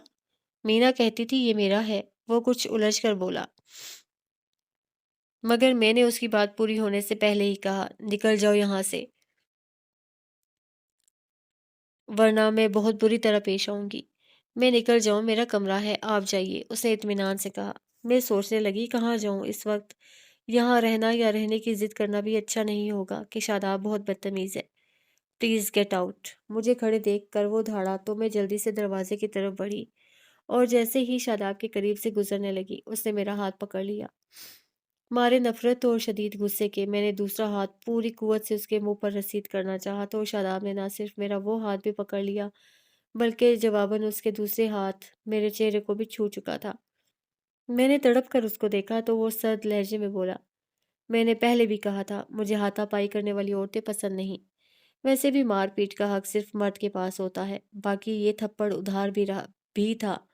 सो चुका दिया मैंने, ठीक किया ना? वरना सारी ज़िंदगी मुझे अफ़सोस रहता कि जिसको मारने का हक़ मेरा था, उसने मुझ पर हाथ उठाया। अब जाओ यहाँ से, ऐसे गेट आउट। वो चीखा और मैं जल्दी से आँखों में आने वाले आँसू छुपाकर बाहर निकल आई। हंगामा मद्धम पड़ चुका था। औरतें बरामदे की चिक डालकर और ज़मीन पर बिस्तर बिछाकर सो रही थीं। کچھ اندر کمروں میں تھیں، گھر کے باہر اب بھی شور تھا، جس کا مطلب تھا لڑکے ابھی بھی باتوں میں مصروف تھے۔ میں صحن میں کھڑے اپنی حالت پر غور کرنے لگی کہ بیٹھنے کے لیے کوئی چیز اب صحن میں موجود نہیں تھی۔ مجھے رقیہ پر غصہ آ رہا تھا۔ کمرے میں سونے سے پہلے میں نے اس کو کہا بھی تھا، شاداب کا بیگ بھی ادھر ہی ہے، کہیں وہ رات سونے کے لیے نہ آ جائے، مجھے کوئی دوسرا کمرہ دے دیں۔ تب رقیہ نے کہا تھا، باجی وہ ساری رات باہر لڑکوں کے پاس بیٹھے گا، آپ آرام سے سو جائیں۔ اور چونکہ کل وہ پشاور سے بھی واپس نہ آیا تھا، اس لیے میں اطمینان سے سو گئی تھی، اور شاید تھکن نے بھی مجھے سونے پر مجبور کر دیا تھا۔ کل رات بھی جاگی تھی، لیکن اب اپنی بے عزتی پر میری آنکھوں میں آنسو آ رہے تھے۔ لیکن میں کوشش کر رہی تھی کہ ایسا نہ ہو، لوگ رونے کا سبب پوچھیں گے تو پھر کیا کروں گی؟ جنوری کا مہینہ تھا، دوپٹے میں باہر نکل آئی تھی، حالانکہ شال سرہانے پر پڑی ہوئی تھی، اور مجھے اب سخت سردی لگ رہی تھی۔ کچھ دیر میں یہ سردی برداشت کرتی رہی، پھر جب ناقابل برداشت ہوئی تو میں مجبوراً کمرے میں آئی اور دروازے پر ہی رک گئی۔ میری شال شاداب کے بازو میں تھی، وہ اس کو سینے سے لپیٹے آنکھیں بند کیے نہ جانے کیا کیا بڑبڑا رہا تھا۔ میں جلدی سے باہر آ گئی اور شال مانگنے کا پروگرام مؤخر کر دیا۔ میں بے چینی سے صحن میں ٹہل رہی تھی کہ اچانک سجاد باہر سے اندر آیا اور مجھے ٹہلتے دیکھ کر حیرت سے پوچھنے لگا، کیا بات ہے آنٹی، اتنی سخت سردی میں آپ یہاں کھڑی ہیں، خیریت؟ طبیعت ٹھیک نہیں سجاد، میں نے اپنی بے بسی پر بھررائی ہوئی آواز میں کہا۔ میری شال نہیں مل رہی، میں نے آہستہ سے کہا، اور کہتی بھی کیا؟ یہ لے لیجئے، سجاد نے اپنے اوپر سے گرم چادر اتار کر مجھے دیتے ہوئے کہا، اور میں نے رسمی سا بھی انکار نہ کیا کہ اب مزید سردی برداشت کرنے کی مجھ میں سکت نہ تھی۔ سجاد کی بڑی سی مردانہ چادر مجھے پاؤں تک آئی تھی اور میرے جسم کو تھوڑی راحت ملی تھی۔ سجاد پھر باہر نکل گیا تھا، لیکن فوراً ہی وہ لڑکوں کے ساتھ اندر آیا۔ اس نے کچھ جلتے کوئلوں کی انگیٹھی اٹھا رکھی تھی، جبکہ لڑکوں نے دو کرسیاں۔ لڑکے کرسیاں رکھ کر چلے گئے تو سجاد نے مجھے بیٹھنے کا کہتے ہوئے پوچھا، آنٹی اگر طبیعت زیادہ خراب ہو تو ڈاکٹر کو بلاؤں؟ وہ میرے لیے پریشان تھا۔ نہیں بیٹا، ٹھیک ہوں، میں نے پاؤں آگ کے قریب کرتے ہوئے کہا۔ اتنے میں ایک لڑکا پھر اندر آیا، اب اس کے ہاتھ میں چائے کا مگ تھا۔ سجاد نے چائے مجھے دیتے ہوئے کہا، لیجیے آنٹی پی لیں، ہو سکتا ہے طبیعت بہتر ہو جائے۔ سجاد تم میری وجہ سے کیوں پریشان ہو رہے ہو؟ میں نے مگ پکڑتے ہوئے کہا، ارے آنٹی باہر رات سے مسلسل چائے بن رہی ہے، اب اگر آپ کے لیے بن گئی تو کیا ہوا؟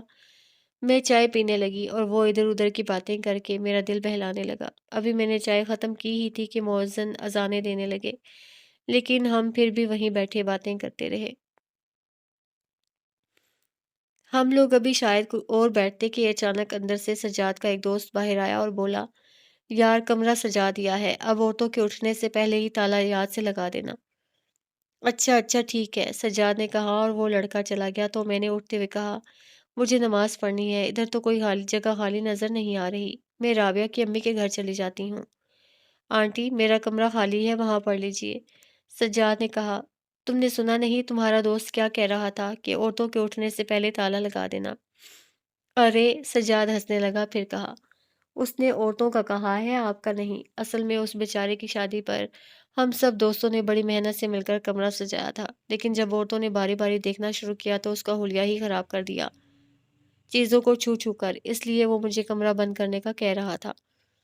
بس تو پھر تم کمرہ بند ہی کر دو، میں نے کہا، اور سجاد چلا گیا، جبکہ میں خود رابعہ کی امی کے گھر چلی آئی اور نماز پڑھ کر وہیں ان کے ہاں لیٹ گئی کہ طبیعت کچھ بہتر نہیں لگ رہی تھی۔ صبح اس ظالم نے میرا ہاتھ چلایا تھا اور پھر آدھی رات کو کمرے سے نکال دیا تھا، اور وہ بھی کتنا بے عزت کر کے۔ وہ تو سجاد کی باتوں نے میرا دل بہلا دیا اور دھیان بھی بٹا دیا، ورنہ شاداب نے جو کیا تھا وہ کوئی اچھی بات نہیں تھی۔ صبح جب ان لوگوں نے مجھے ناشتے کا کہا تو میں نے انکار کر دیا۔ صرف ایک پیالی چائے پی کر میں پھر لیٹ گئی اور ان سے کہہ دیا کہ رات شور کی وجہ سے میں سو نہیں سکی، اس لیے اب سوؤں گی، اگر ادھر سے مجھے کوئی بلانے آئے تو جگائیے گا مت۔ اور اس کمرے میں جا کر لیٹ گئی جہاں پہلی بار آنے پر میں لیٹی تھی۔ کہا تو میں نے ان سے سب سے سونے کا تھا، لیکن نیند آنکھوں سے بہت دور تھی۔ ویسے بھی مجھے ہلکی ہلکی حرارت محسوس ہو رہی تھی، لیکن میری کوشش تھی طبیعت خراب نہ ہونے پائے، خامخواہ سب پریشان ہوں گے۔ میں یوں ہی لیٹی سوچتی رہی اور وقت گزرتا رہا۔ پھر میری آنکھ لگی ہی تھی کہ رقیہ ان سب کے روکنے کے باوجود اندر چلی آئی۔ साथ राबिया की बड़ी भाभी महाजबीन भी थीं, जो उसे रोकते हुए कह रही थी, अगर वो सो रही हैं तो जगाना मत। लेकिन मैंने आंखें खोल दी तो रुकैया मुझ पर झुकते हुए बोली, बाजी अब उठ जाओ, बारात जाने वाली है, सब लोग तैयार हो चुके हैं। मैं उठ गई। राबिया की भाभी बाहर चली गई तो रुकैया ने कहा, सज्जाद बता रहा था रात आपकी तबीयत ठीक नहीं थी, आपने मुझे क्यों ना उठा लिया बाजी? ऐसी कोई खास बात नहीं थी, बस दिल घबरा रहा था। अब ठीक हूँ, आप ऐसा करें मेरे कपड़ों वाला बैग इधर भेज दें, उधर शोर बहुत है। मुझे माफ़ कर दे बाजी, आप नाराज़ हैं रात, शायद शादाब ने आपको कमरे से निकाल दिया था, क्योंकि सुबह उस कमरे में वही सो रहा था। वो वो बहुत बदतमीज़ हो गया है, किसी का अदब और लिहाज़ करता ही नहीं। मैंने आपको बताया तो था कि वो बहुत बदल गया है। नहीं आपा, उसने तो मुझे नहीं निकाला था, मैं तो उसके आने से पहले ही आ चुकी थी, अपनी ख़राब तबीयत की वजह से। मैंने इस ख़याल से झूठ बोला कि बेचारी शर्मिंदा ना हो, और फिर ये बात सब में फैलती तो सभी पूछते कि शादाब ने ऐसा क्यों किया। अगर ना भी पूछते तो सोचते ज़रूर। रुकैया कह रही थी, बाजी गलती शादाब की नहीं, मीना की है, जिसने शादाब से कहा कि आपका बैग इस कमरे में है और यहाँ पर ही आप आराम कीजिएगा, और थोड़ी सी गलती मेरी भी है। मैंने सोचा शादाब तो बाहर रहेगा कि लड़के रात भर जागते रहे थे। मैं जानती थी गलती रुकैया आपा की नहीं, गलती सिर्फ शादाब की है। उसने मुझे इस कमरे से तैयार होकर निकलते अच्छी तरह देखा था। फिर गलतफहमी कैसी? वो जानबूझकर मेरे कमरे में आया था मुझे जलील करने। बहुत नाराज़ था मुझसे, और अब नाराज़गी मुझे ज़लील करने से ख़त्म तो नहीं हो सकती थी। रुकैया आपा बार-बार इज़हार शर्मिंदगी कर रही थीं। छोड़िए आपा, आप खामख़ा परेशान हो रही हैं, शादाब ने ऐसा कुछ नहीं किया, जिसके लिए आप शर्मिंदा हों। मैंने आपको बताया तो है मेरी अपनी तबीयत ठीक ना थी असल में, मैं शोर की आदी नहीं हूँ। आप ऐसा करें मेरा बैग इधर भेज दें। मैं सज्जाद की चादर सँभालते हुए उठी तो दरवाज़े में खड़े शादाब पर नज़र पड़ गई। वो न जाने कब से खड़ा बातें सुन रहा था। मुझे अपनी तरफ देखते पाकर उससे रुकैया से कहा, अम्मी मेरी बात सुनिए। तुम चलो मैं आती हूँ, रुकैया ने कहा। अम्मी बात बहुत ज़रूरी है, जल्दी आएँ। अच्छा बाबा बताओ, रुकैया जाने लगी तो मैंने कहा, आपा मेरा बैग याद से भेज दीजिएगा। रुकैया ने कुछ जवाब ना दिया, बाहर खड़ी होकर शादाब की बातें सुनने लगी। वो माथे पर बल डाले आहिस्ता-आहिस्ता न जाने क्या कह रहा था। फिर वो गुस्से से मुँह बनाता अंदर चला गया। रुकैया फिर अंदर आई और कहा, आओ बाजी, इधर रहना आपका ठीक नहीं। ये लोग क्या सोचेंगे? मैं आपको 3 दिन भी ना रख सकी। और मैं सज्जाद की चादर सँभालते हुए उठकर उसके साथ बाहर आई तो शादाब राबिया के भाइयों के साथ खड़ा हँस-हँस कर बातें कर रहा था। अभी कुछ देर पहले अंदर माँ से बातें करते हुए जो बल उसके माथे पर थे वो मिट चुके थे। मैं जल्दी से रुकैया के साथ उनके घर में दाखिल हो गई। रुकैया मुझे उसी कमरे में लाई और कहा, बाजी शादाब का बैग मैंने इधर से उठाकर दूसरे कमरे में रख दिया है और उसको बता दिया है कि इधर बाजी रहेंगी। अब वो रात को तो क्या दिन को भी इधर नहीं आएगा, आप जल्दी से तैयार हो जाएं। वो मुझे छोड़कर बाहर चली गई और मैंने बिस्तर की तरफ देखा। मेरी शॉल तह करके तकिए पर रखी हुई थी। सारा बिस्तर चिकन आलू था, जैसे कोई करवटें बदलता रहा हो। मैंने बैठने की बजाय बैग खोलकर निकल सिल्क का प्रिंटेड सूट निकाला और तैयार होने चली गई। तैयार होकर मैं बाहर निकली तो राबिया ताशा मेरे कमरे की तरफ ही आ रही थी। मुझे देखते ही राबिया ने कहा, अम्मी बता रही थी आपकी तबीयत ठीक नहीं, क्या हुआ आपा? कुछ खास नहीं, बस कभी कभी दिल घबराने लगता है, आप तो ठीक हूँ। मैंने उनको मुतमईन करने के लिए मुस्कुराते हुए कहा, आंटी आपका तो भाई डॉक्टर है, पापा को याद से दिखा लीजिएगा। ताशा ने हंसते हुए कहा, ओके भाई मैं दिखा लूंगी। मैंने भी मुस्कुरा कर कहा और सहन में बैठी दूसरी औरतों को देखने लगी। 14 साल पहले जब मैं आई थी तो ये सब अपने मखसूस लिबास में मलबूस थी, यानी फ्रॉक और घेरदार शलवार, लेकिन अब ज्यादातर ने शलवार सूट पहन रखा था। बारात चलने की तैयारी मुकम्मल हो गई तभी रुकैया भागी भागी मेरी तरफ आई और कहा, बाजी ये क्या सादा सूट पहन लिया आप, इस पर ये दुपट्टा ले लीजिए। उसने भारी कामदार दुपट्टा मेरी तरफ बढ़ाया। रुकैया आपा मुझसे ये नहीं संभाला जाएगा, मुझे आदत नहीं। मैंने मना करते हुए कहा तो ताशा दुपट्टा खोलते हुए बोली, आंटी आप पर बहुत अच्छा लगेगा, अगर आप संभाल नहीं सकती तो मैं पिन लगा देती हूँ, ठीक है ना? वो रुकैया के हाथ से दुपट्टा पकड़ते हुए राबिया राबिया से पूछने लगी, मैं ना करती रह गई मगर वो दुपट्टा मुझे ओढ़ना पड़ा। मैं उन सब के साथ अंदर आई तो शादाब अकेला एक तरफ खड़ा न जाने क्या सोच रहा था। मैं राबिया के साथ उनकी कार में बैठ गई। हम करीब से गुजरे तो शादाब ने एक नज़र हम पर डाली, फिर घूमकर दूसरी तरफ खड़े जाकिर भाई से बातें करने लगा। और जब जाकिर भाई गाड़ी में बैठे तो वो भी अगली सीट पर शहाब के साथ दरवाज़ा खोलकर बैठ गया। मुझे गुस्सा तो बेहद आया। कमीना कदम कदम पर मेरी इंसल्ट भी कर रहा था, मुझे अहमियत भी दे रहा था और मेरे साथ रहने की कोशिश भी कर रहा था। फिर मैंने सोचा, उसे बार बार जलील करने के लिए तो वो मेरे साथ रहने की कोशिश कर रहा है। अब अब जाने इस वक्त क्या बकवास करेगा। उफ़ो, अब तो राबिया और जाकिर भाई साथ हैं। मैंने परेशानी से सोचा, फिर दुआ की अल्लाह करे वो चुप ही रहे। आजकल कहाँ होते हो? जाकिर भाई पूछ रहे थे। 1 माह पहले ही कोयटा ट्रांसफ़र हुआ है, वो बता रहा था। फिर तो तुम आयशा से मिले होगे, ये भी उधर ही होती है ना? जाकिर भाई ने कहा। इनके एड्रेस का मुझे नहीं पता, वैसे भी हमारी मसरूफ़ ज़िंदगी में गुंजाइश कहाँ होती है इधर-उधर वक़्त ज़ाया करने की। शादाब ने कुछ नागवारी से कहा। तुम्हारा मतलब है लोगों से मिलना वक़्त ज़ाया करना है? जाकिर भाई कुछ ख़फ़ा होकर बोले। मेरा मतलब ये नहीं, मैं तो अपनी मसरूफ़ियात के हवाले से बात कर रहा हूँ। वो चालाकी से बात बदलते हुए बोला। और फिर सारी रिहाइश छावनी में होती है, जो सिविल एरिया से बहुत दूर है।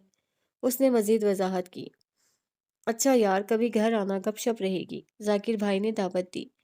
जी ज़रूर, ज़रा शादी से फ़ारिग हो जाऊँ, रोज़ हाज़िर हो जाया करूँगा। वो कह रहा था और मुझे गुस्सा आ रहा था। वो अच्छी तरह जानता था शादी के बाद मुझे उधर रहना है। इसलिए उसने अभी से ये बात ज़ाकिर भाई से कह दी थी कि वो ज़रूर आएगा। हम लोग बारात से पहले लड़की वालों के घर पहुंच गए थे। बारात हमारे पीछे थी और खूब फायरिंग हो रही थी। हमारे उतरते ही जाकिर भाई गाड़ी एक तरफ ले गए तो शादाब बारात की तरफ बढ़ गया और हम अंदर चले गए। शाम को हमारी वापसी हुई तो राबिया ने कहा वो यहाँ से सीधे अपने घर जाएंगे और अब कल वलीमे पर ही आएंगे। ये बात सुनकर मैं परेशान हो गई। राबिया मेरी परेशानी नहीं जानती थी, इसलिए गाड़ी में बैठकर चली गई। मैं वहीं खड़ी थी कि रुकैया न जाने किस तरफ से निकलकर मेरी तरफ आई और बोली, बाजी, आप लोग किसी दूसरी गाड़ी में बैठ जाएं, इस गाड़ी में कुछ खास लोग बैठेंगे। कौन खास लोग? मैंने पूछा और मैं शादाब का जवाब सुनने की बजाय पीछे आकर रुकने वाली मुराद खान की गाड़ी में बैठ गई। वो बार बार मुझे जलील कर रहा था और अपनी मनमानी भी। जब मैं उसकी गाड़ी में बैठना नहीं चाहती थी तो ज़बरदस्ती बिठाता था या खुद वहां आ बैठता था, और अब मैं खुद रुकैया के साथ उसकी गाड़ी की तरफ बढ़ी थी तो उसने इनकार कर दिया था। मतलब मेरी तौहीन करना ही तो था। अगर मैं नहीं बैठना चाहती थी तो वो बैठने की जिद कर देता था, और अब मैं बैठने के लिए गई थी तो उसने इनकार कर दिया था। जलील, मैंने दिल में सोचा। घर आते ही मैं सीधी अपने कमरे में आई, दुपट्टा उतार कर एक तरफ रखा, खुद जूता उतार कर बिस्तर पर दराज हो गई और इस मसले का हल सोचने लगी। तब मुझे पहली बार अपनी गलती का एहसास हुआ कि मुझे यहाँ आना ही नहीं चाहिए था। रुकैया नाराज़ होती तो मेरा क्या बिगाड़ती? मुझे कौन सा आइंदा ज़िंदगी में उसके सामने आना था? वो ज़्यादा से ज़्यादा मुझे बेवफ़ा ही कहती, लेकिन वफ़ा तो आजकल अपने सगे भी नहीं करते। फिर सोचा, ज़ाकिर भाई कब से यहाँ आने के बारे में कह रहे थे। ज़िद कर रही थी राबिया। अच्छा है इन लोगों से मिल भी लिया, वरना। अचानक दरवाज़ा खुला और शादाब अंदर दाखिल हुआ। एक गहरी नज़र मुझ पर डाली और मेरी तरफ बढ़ा तो मैं मारे गुस्से के उठ बैठी और सोच लिया,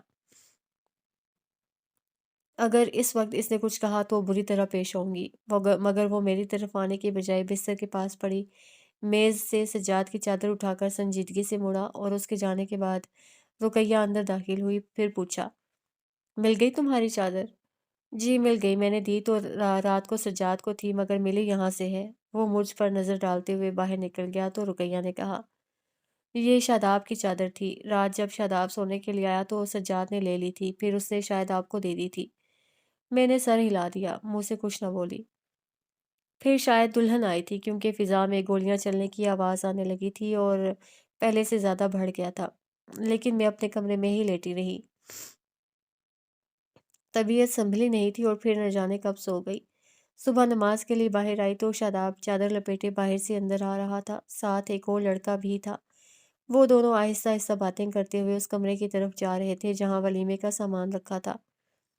مجھے دیکھ کر شاداب چونکا، پھر بڑی لاپرواہی سے آگے بڑھ گیا۔ میں وضو کر کے اپنے کمرے میں آئی اور جب دوپٹہ اتار کر شال لی تو اس میں سے مخصوص خوشبو آ رہی تھی، اس پرفیوم کی جو شاداب استعمال کرتا تھا۔ تب مجھے یاد آیا جب میں شال لینے آئی تو شاداب کے پاس دیکھ کر واپس چلی گئی تھی۔ میں نے وہ شال ویسے ہی تہہ کر کے رکھی اور دوسری نکال کر نماز پڑھنے لگی۔ رسم ولیمہ کے بعد جب رابعہ لوگ جانے لگے تو رابعہ نے رقیہ سے پوچھا، اب تو اجازت ہے عائشہ کو لے جانے کی؟ ابھی نہیں، ابھی مجھے باجی سے بہت ضروری کام ہے، البتہ کل شام شاداب ان کو آپ کے ہاں چھوڑ آئے گا۔ اور وہ لوگ چلے گئے۔ میں بھی ان کے ساتھ جانا چاہتی تھی کیونکہ مجھے معلوم تھا کل شاداب راستے بھر پتہ نہیں کیا کیا بکواس کرے گا، مگر رقیہ نے یہ کہہ کر میرا منہ بند کر دیا کہ اس کو مجھ سے کام ہے اور بہت ضروری قسم کا۔ رقیہ کے کام کی نوعیت تو میں خود بھی کچھ سمجھتی تھی، اس لیے ابھی جانے کی ضد کی، مگر ہم ہمیشہ کی طرح میری ایک نہ چلی۔ ایک ایک کر کے سب دور نزدیک کے مہمان رخصت ہونے لگے، یہاں تک کہ دلہا دلہن بھی چلے گئے اور عورتیں صفائی وغیرہ میں جت گئیں۔ میں اپنے کمرے میں چلی گئی۔ تھوڑی دیر بعد ہی رقیہ بھی میرے کمرے میں آ گئی اور بستر پر میرے قریب ہی بیٹھتے ہوئے بولی، باجی آپ نے دیکھا میری بھابھی بیٹے کی خوشی دیکھ کر کتنی خوش ہے۔ بات ہی خوشی کی ہے تو خوش ہونا اس کا حق ہے، میں نے اس کو دیکھتے ہوئے کہا۔ مجھے معلوم تھا وہ ایک بار پھر یہ ذمہ داری مجھے سونپے گی کہ شاداب سے کہوں کہ وہ شادی کر لے، اور میں نے سوچ لیا تھا کہ میں یہ کہہ کر صاف انکار کر دوں گی کہ شاداب بہت بدتمیز ہو گیا ہے، میری بات کے جواب میں وہ میری بے عزتی نہ کر دے، اس لیے مجھے معافی رکھو۔ باجی، رقیہ رازداری سے آہستہ آہستہ کہنے لگی، میرا بھائی چاہتا ہے مینا کی شادی شاداب سے کر دی جائے۔ اچھا، میں نے خوش ہو کر کہا، ہاں باجی، انہوں نے کل رات مجھ سے بات کی تھی کہ اب شاداب کی شادی کر کے ہی اس کو جانے دینا، اور میں نے کہا کیسے کر دوں، ابھی لڑکی تو کوئی دیکھی ہی نہیں، اور پھر وہ مانتا بھی تو نہیں۔ کیوں، تمہیں مینا نظر نہیں آتی؟ بھائی نے کہا، اگر تم سنجیدگی سے بات کرو تو وہ ضرور مان جائے گا۔ بھائی نے یہ کہہ کر میرے دل کا بوجھ ہلکا کر دیا۔ یہ تو بہت خوشی کی بات ہے، لیکن مینا کی عمر کچھ کم نہیں؟ میں نے سوچتے ہوئے کہا، عمر کون دیکھتا ہے باجی، مینا شاداب سے 14-15 برس چھوٹی ہے، اور عورت کو چھوٹا ہی ہونا چاہیے۔ میری بھابھی جو 15 برس بڑی ہونے کے باوجود میرے بھائی کی بیوی بن گئی تھی۔ رقیہ نے کہا، بس تو پھر اس بار شاداب کی شادی کر کے ہی بھیجنا۔ میں نے دل سے کہا اور سوچا کہ اس طرح شاید وہ مجھے بھول جائے۔ آپ کی بات ٹھیک ہے باجی، لیکن شاداب مانے تب؟ رقیہ نے پریشانی سے کہا، آپ بھائی کو ساتھ لے کر بات کر کے دیکھیے، ہو سکتا ہے وہ مان ہی جائے۔ میں نے مشورہ دیا، اگر اس نے بھائی کے سامنے انکار کیا تو بھائی اور بھی خفا ہوں گے۔ آپ ایک بار خود بات کر کے دیکھیں۔ رقیہ نے پھر مجھ سے کہا، وہ بہت بدتمیز ہو گیا ہے، وہ انکار کر دے گا۔ میں نے جان چھڑانے کے لیے کہا، نہیں باجی، وہ آپ کی بے عزتی نہیں کر سکتا، وہ آپ کی بہت عزت کرتا ہے۔ رقیہ بیٹے کی صفائی پیش کرتے ہوئے کہہ رہی تھی، اور میں دل میں سوچ رہی تھی کہ تمہیں کیا معلوم وہ میری کتنی بے عزتی کر رہا ہے۔ باجی، میری خاطر آپ ایک بار بات کر کے دیکھیے، وہ منت کرنے والے انداز میں کہہ رہی تھی۔ آپا، بچہ چھوٹا ہو تو اسے سمجھایا جا سکتا ہے، وہ 30 سال کا ہے، جب وہ خود کچھ نہیں سمجھتا تو پھر میں کیسے سمجھا سکوں گی؟ میں نے پھر ٹالنے کی کوشش کی۔ آپ کی بات تو وہ مانتا رہا ہے، رقیہ نے جلدی سے کہا۔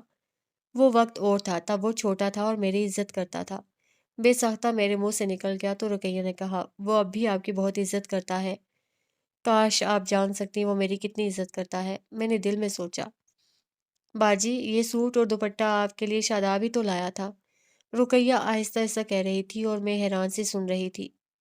اس نے مجھ سے کہا تھا، امی ان کے ہم پر بہت احسان ہے، ان کی وجہ سے آج میں اس مقام پر ہوں۔ آپ کے سوٹوں کے ساتھ میں ان کے لیے بھی یہ ٹشو کا سوٹ اور دوپٹہ لایا ہوں، آپ اپنی طرف سے ان کو دے دیجیے گا۔ جب وہ پہلی بار آئی تھیں تو آپ کو بہت حسرت تھی کہ آپ ان کو کچھ نہ دے سکی تھیں، اب یہ سب ان کو اپنی طرف سے دے دیجیے گا، لیکن میرا نام مت لیجیے گا۔ میں دم بخود سن رہی تھی اور اندر ہی اندر غصے سے دانت پیس رہی تھی۔ وہ سوٹ اور دوپٹہ میرے لیے وہ کمینہ لایا تھا، وہ قدم قدم پر مجھے ذلیل بھی کر رہا تھا اور اپنی محبت بھی ثابت کرنا چاہتا تھا۔ کاش مجھے پہلے پتہ چل جاتا کہ یہ سب وہ میرے لیے لایا ہے، مگر تب رقیہ نے بھی پوری بات نہیں بتائی تھی، وہ اب بتا رہی تھی اور میں سوچ رہی تھی۔ जब भी मैं तैयार होकर कमरे से बाहर आई थी, वो दरवाजे के करीब खड़ा था, शायद ये देखने के लिए कि मैं उसका लाया हुआ लिबास पहनती हूँ या नहीं। और और मेरे कमरे से बाहर निकलते ही वो एक गहरी नज़र मुझ पर डालकर बाहर निकल गया था। बाद में अ, गाड़ी से ज़हीर को बुलाकर खुद उसकी जगह बैठा और मुझसे सरगोशी में कहा था, "आप बहुत प्यारी लग रही हैं, कहीं मेरी नज़र न लग जाए।" ओह! ज़लील इंसान! मैंने दाँत पीसते हुए सोचा, आखिर वो चाहता क्या है? बाजी, आप मेरा यकीन करें, वो आपकी बात ज़रूर मान जाएगा। आप एक बार बात तो करके देखें।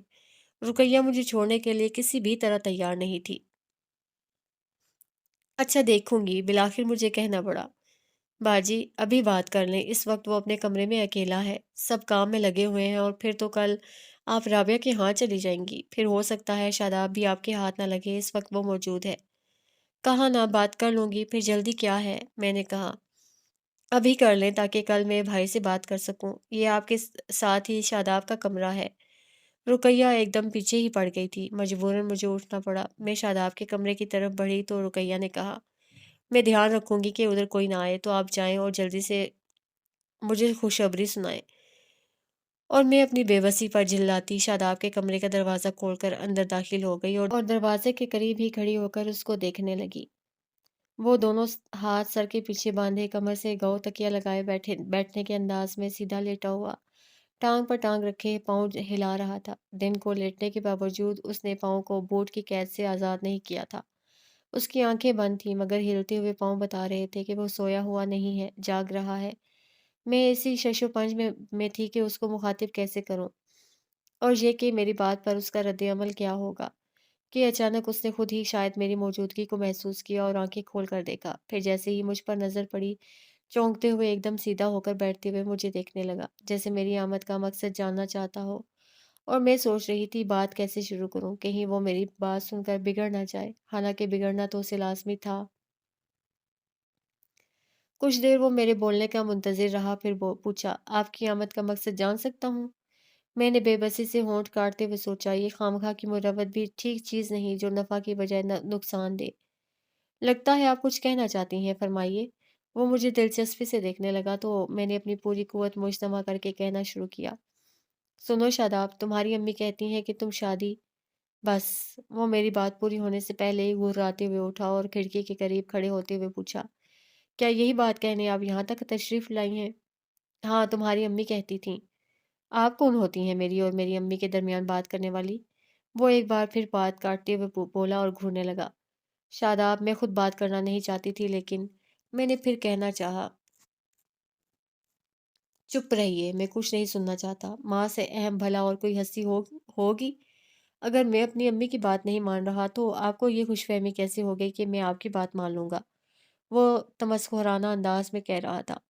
देखो शादाब, मैं खुद भी यही चाहती हूँ कि तुम्हें अब शादी कर लेनी चाहिए। मैंने नरम लहजे में कहा। आप कहती हैं? वो गोया तस्दीक करने वाले लहजे में बोला।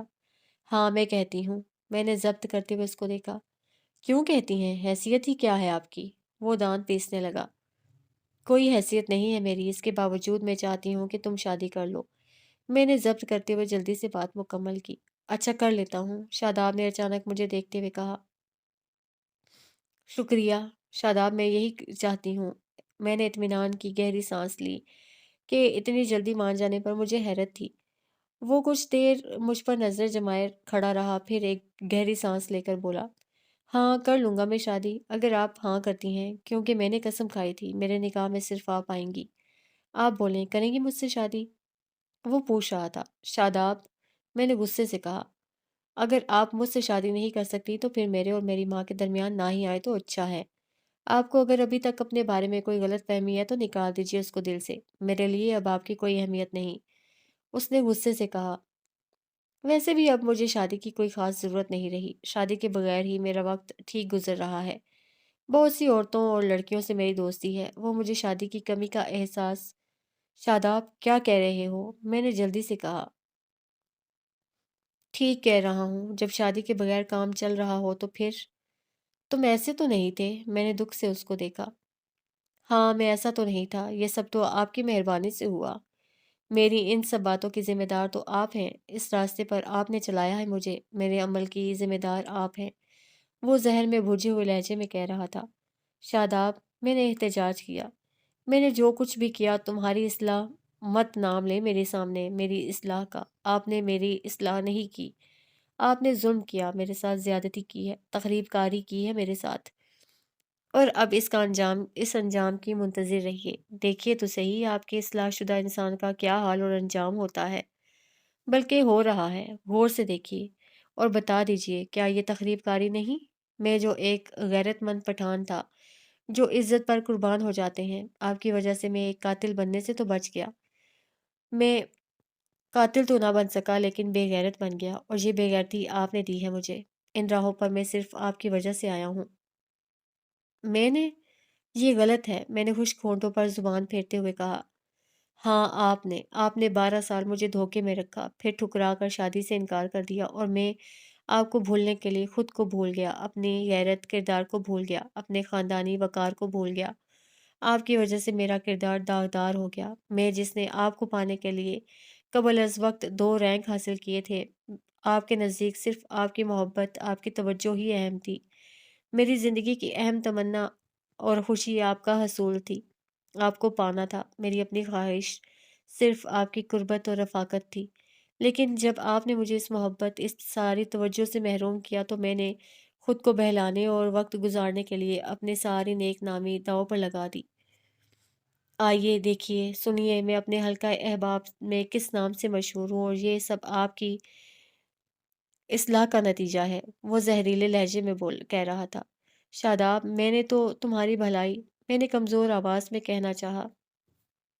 دفع کیجیے میری بھلائی کو، نہیں چاہیے تھی مجھے ایسی بھلائی۔ میں آپ کو پانا چاہتا ہوں، آپ کو حاصل کرنا چاہتا ہوں، اور جب آپ مجھے نہیں مل سکتی تو پھر باقی مل بھی جائیں، باقی سب کچھ، کیونکہ جب آپ مجھے نہیں مل سکتی تو اس نے مجھے کورا اور ٹھوس لہجے میں کہا، پھر میں بھی کسی کو نہیں مل سکتا۔ یہ مت سمجھے کہ میں کبھی آ، جان جاؤں گا یا قسم توڑ دوں گا اور شادی کر لوں گا، کبھی نہیں۔ میں آپ کا انتظار کروں گا، آپ کی ہاں کا، آپ کے ملنے کا، خواہ یہ انتظار میری پوری زندگی پر ہی کیوں نہ محیط ہو، لیکن میں کروں گا، ضرور، ہاں ضرور کروں گا۔ میری بات سنو شاداب، جو بات ناممکن ہے اس کے لیے خود کو ضائع نہ کرو۔ میں تمہیں کبھی نہیں مل سکتی، میں کبھی شادی نہیں کروں گی، بہتر ہوگا تم مجھے بھول جاؤ، مجھے معاف کر کے اپنی نئی زندگی کا آغاز کرو، یہی تمہارے حق میں بہتر ہے۔ معاف کیجیے گا، آغاز وہاں سے ہوگا جہاں سے آپ کا ساتھ، آپ کی رفاقت مجھے ملے گی، باقی نہ تو میں آپ کو بھول سکتا ہوں اور نہ ہی معاف کر سکتا ہوں۔ آپ مجرم ہے میری اس وقت تک جب تک آپ کفارہ ادا نہیں کرتی، اور مجھے مان ہے ایک دن آپ کفارہ ادا کرنے پر مجبور ہوں گی۔ اگر تمہارا یہی پروگرام ہے تو میں کیا کیا کہہ سکتی ہوں؟ میں تو محض تمہاری امی کی وجہ سے میں نے ہٹنا چاہا۔ میری ماں سے مزید ہمدردی کی ضرورت نہیں، اتنی ہی بہت ہے جتنی آپ کر چکی ہیں۔ وہ غصے سے بولا۔ اوکے، نہیں کرتی، اب کہ میں نے بھی خشک لہجے میں کہا۔ میں جتنا اچھی ہو رہی تھی وہ اتنا ہی سخت بن رہا تھا۔ تو پھر اب یہاں کیوں کھڑی ہیں؟ مجھے نفرت ہے آپ سے، جائیے جائیے یہاں سے، پلیز گیٹ لاسٹ۔ وہ یکدم غصے سے دھاڑا اور میں باہر نکل آئی۔ اپنی بے عزتی پر میرا جی چیخ چیخ کر رونے کو چاہ رہا تھا، لیکن میں اپنے کمرے میں آ کر بے سود بستر پر گر گئی۔